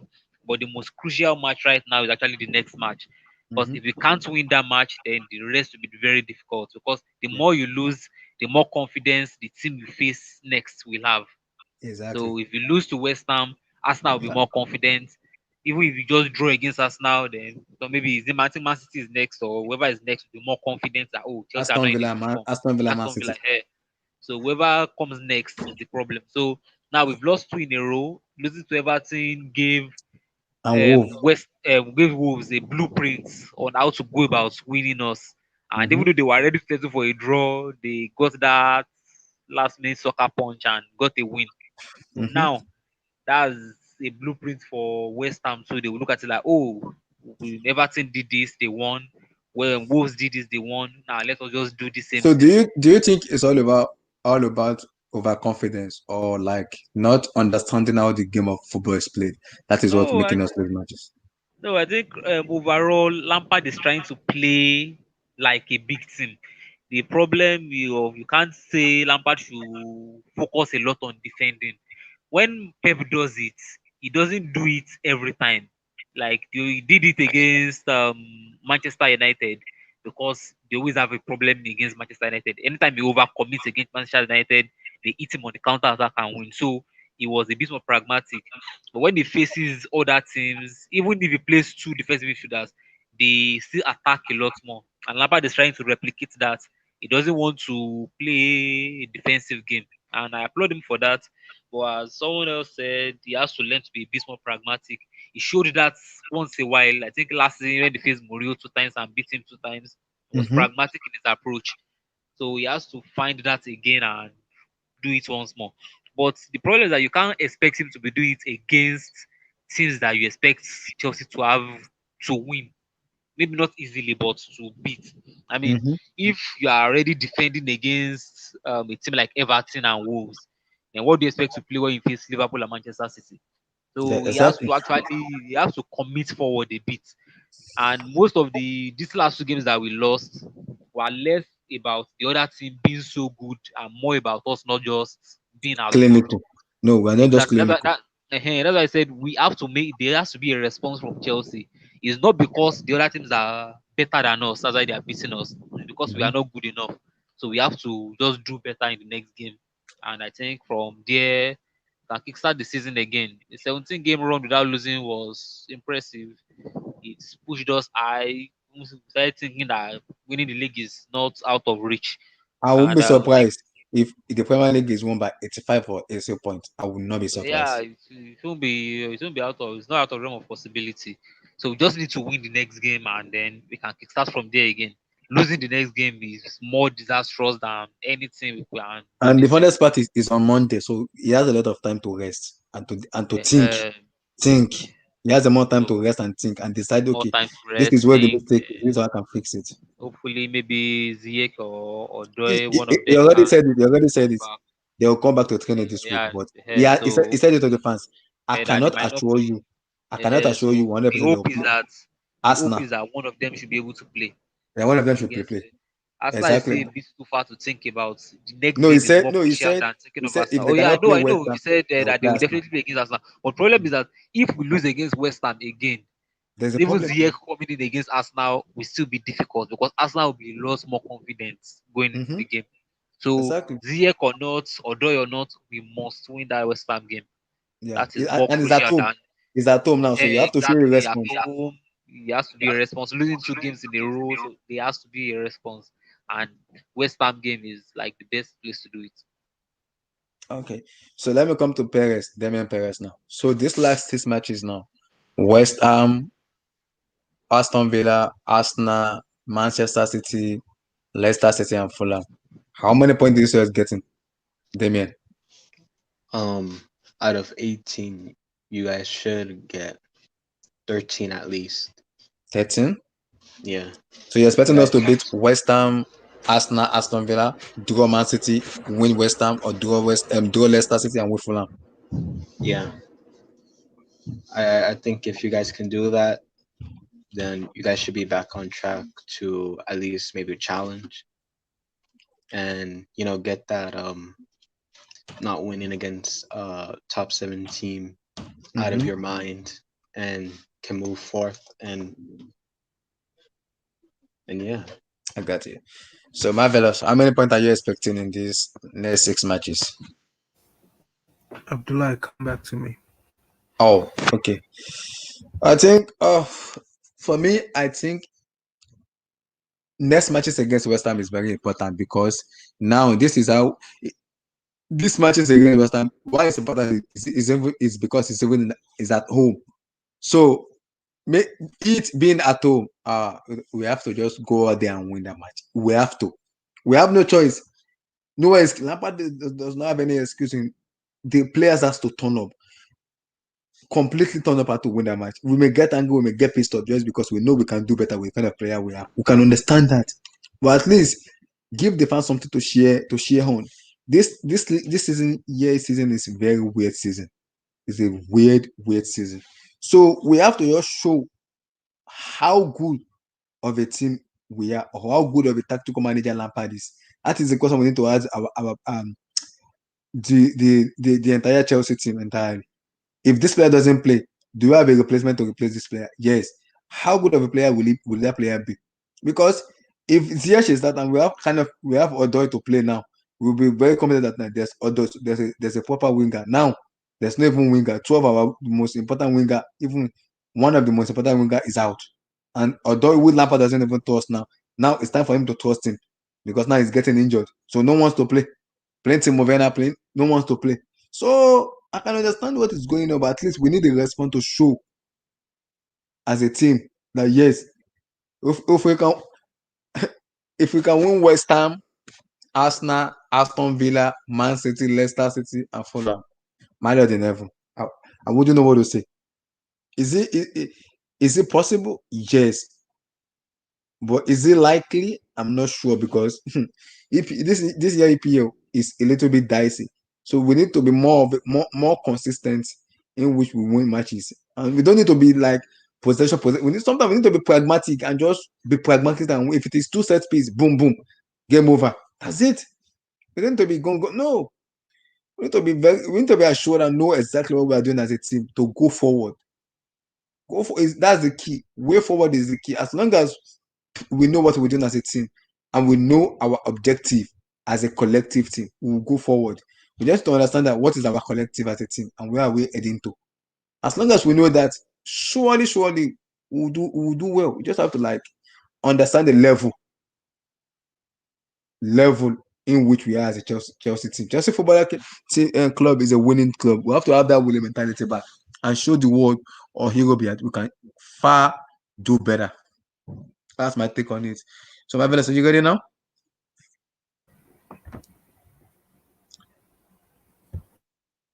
So you ready now?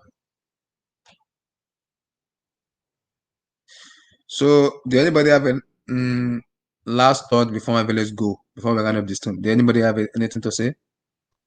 I got something to say. Oh, all right. Go for it. I want to congratulate you reaching 40 subs. Thank you, bro. No problem. So do anybody also have anything to say? T is anything you guys want to add up before my fellows finish up his stuff before we like get out of here? No, I'm fine. I'm fine. Yeah, just down, right? It's I'm good to be down on too. this show. It's good to be I'm also down, quite but like impressed. I don't know what to say. Chelsea Football Club is killing me. Chelsea is killing me, my lord. It's gonna get better. They're killing me. That was the reason I do not want to play the Premier League, being the Premier League champion, because I know this will happen. I know it. I know. The very first time I stick we can have it like this, I already get a ban tag. Now I'm already getting the stick already. Things will get better. I'm certain. No, it's tough, man. It's tough. But it's what it is. Chelsea Football Club is what it is. We have to show that yes, we have the ambition like to move forward. That's it. West Ham is important. As far as Arsenal and other teams are important, West Ham is very, very important. We have to go there and win. So my fellows, you ready now? So Yeah, just to end up this talk. So how many points are we getting in the next 6 matches? West Ham, Arsenal, Aston Villa, Man City, Leicester City, and Fulham.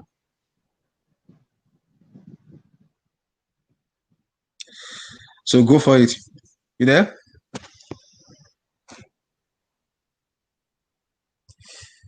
Oh, I think my Velas is doing something. So I think, guys, that is kind of it for today. So really appreciate you guys for coming up. Yep. Oh yeah, I just came back. Sorry. Oh, okay. Before we go, just kind of. So this last 6 matches now. So how many points do you think we could get for these 6 matches? Realistically, points, because at this moment I just don't even know what to say. I'm just already making me down already. I don't know. Okay. What I would do and how I always look at fixture list, I mark out the ones that I think are definite wins. So I think Fulham, unless it's the end of the world, that should be 3 points. Guaranteed. I say Villa, even though I don't know the type of white magic they did against Liverpool and how they've been able to steal some of the points they've been getting this season, that should also be another 3 points. So I say 6 points right there. With Arsenal, that's the game that swings in the balance because people may say Arsenal's current form and they're losing games. But if you take into consideration that that is a derby and Arteta would probably be looking to like save his job in that fixture, especially if they lose the next game, I think Arsenal are going to have a higher intensity. So it's going to be like a cagey affair. The only thing that I think will help us get the win, because I think we'll win that game, is I don't think Arsenal will sit back. I feel like Arteta would have to save his job with that game, so he'll attack us and we'll have the opportunity to catch him on the break, to counterattack ourselves, and we'll have chances to score. Whether Timo Werner or Giroud can take those chances, that's where the problem is. But I think we'll win that too. So that's 12 points. What? 12? That's 9. That's 12. 9 points. Sorry. Okay. Let me come to the West Ham game. I already know David Moyes. He's going to just try and do what Wolves and Everton just did. And that's the part that's going to make it gritty. That's the part that's going to make it a tough game. Because if West Ham just come and try to play football, expansive football, free-flowing football, we'll win. But if they come and put the two blocks, thou shalt not pass, make it very difficult for us, get physical, their center backs, like you said, Ogbonna and Suchek, those guys are physical. Their midfield is physical too. Declan Rice. People laugh at Rice, but he's actually a decent player. That's probably why Lampard wants him. He's like a physical presence in the midfield. He's like a Matic. If those players start to get physical and we don't get an early goal in that game, I could easily see that finishing 0-0 or 1-1. So that's 10 points, right? Mm-hmm. Now, this is the big question. Does anyone in here think Lampard is a better manager tactically than Brendan Rodgers? It's tough because Rodgers has been in the job for a long time. So I think I'll probably give it to Brendan Rodgers. But sometimes Brendan Rodgers also flops. Sometimes he kind of makes some silly mistakes. That's the saving grace. He makes some silly ass mistakes sometimes. Just like brain dead mistake. Rodgers, why are you doing this? Yeah, in big games, Brendan Rodgers has this just thing go defense. chokes. You go defense. You go He defense. chokes and fucks up. But if for whatever reason Brendan Rodgers is emboldened on that day to want to like play football toe to toe with Chelsea, then our chances of winning that one become very, very shaky right there. That's a game that could easily end in another draw. And if you take into consideration how Lampard, when we face a team that's around us or a tough game, Lampard like goes for a draw, like how he did against Sevilla the first time we played them, Tottenham, United, that could be another 0-0. So I would say that would be like 11 points. The City game, I actually feel as if we'll beat City because I feel like Pep Guardiola will want to pick up points against us because he'll probably think of it as this is a game that we have to win so that we gain an advantage and our game in hand actually means something. Mm-hmm. So I feel like he'll come out and try to play more expansive and we'll be able to use our pace like Timo Werner, Pulisic to get in behind, especially since his midfielders, Fernandinho is much older. Some of his midfielders and I think a defender or two are a lot older. They're not as pacey as they once were. Gundogan is 30 now. So we'll be able to like outrun them in the midfield. And I think we'll be able to win that game. And since Lampard took over, we've actually like, if you look at the games, especially when we beat them post-lockdown, we outplayed them. So I think we'll beat City. So I see us having between 12 to 14 points. If we get 12 to 14 points in the next 6 games, then it's not the best, but it's ideal. It puts us in a good position. But what if we got an 18 point total? If we get 18 points total, then that's we somehow get 18 points. If we're able to go on a run where we get 18 points, then I think we'll move up the table at least 2 spots. Because here's the thing. I know a lot of people are predicting Liverpool to defend their title or Tottenham. I think Liverpool and Tottenham are 1 or 2 injuries or 1 or 2 bad runs of form from just like drifting and losing games. Yeah. Because the way Jose Mourinho look at the way they play Crystal Palace. That is the definition of how to beat Spurs. Yeah. And the way Jose Mourinho set them up, their play style is heavily dependent on Son, Kane, and Ndombele. Mm-hmm. If something were to happen to one of those 3, they can easily start to look less threatening. So I think if we win all 6 games up here, we'll move up the table to 2nd or 3rd, definitely. But I don't see that happening. Especially that Leicester game, depending on what version of Brendan Rodgers comes. Mm-hmm. If it's the version that beat Pep 5-2, if it's that version, no. Mm-hmm. Especially, you know how there's this statistics I've been seeing where they say our defense struggles against attackers who know how to like knock balls down and run in behind. So like Dominic Calvert-Lewin, players who like they'll challenge for the ball in the air, but they'll also have enough pace to chase it. Yeah. Jamie Vardy could do that very, very well. And Yeah. Jamie Vardy is a very smart striker. He'll just stay next to Thiago Silva, who's slower than Zuma, and he's much faster than any ball that goes into that Thiago Silva part of the pitch, especially if Chilwell is all the way advanced, it's going to be a problem. So we have to give Kante too many jobs. Kante has to do a lot of jobs, which I don't want him to do. And that is why I was going to bring this up just to round up. I think if we decide to go into the market January, we have to try our best to get Declan Rice or any other center midfielder.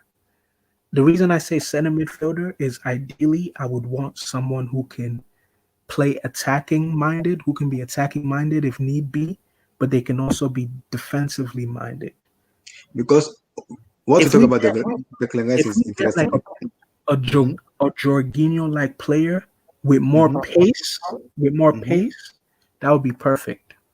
Oh, what kind of player can we get? Maybe Milinkovic Savic, but I doubt it.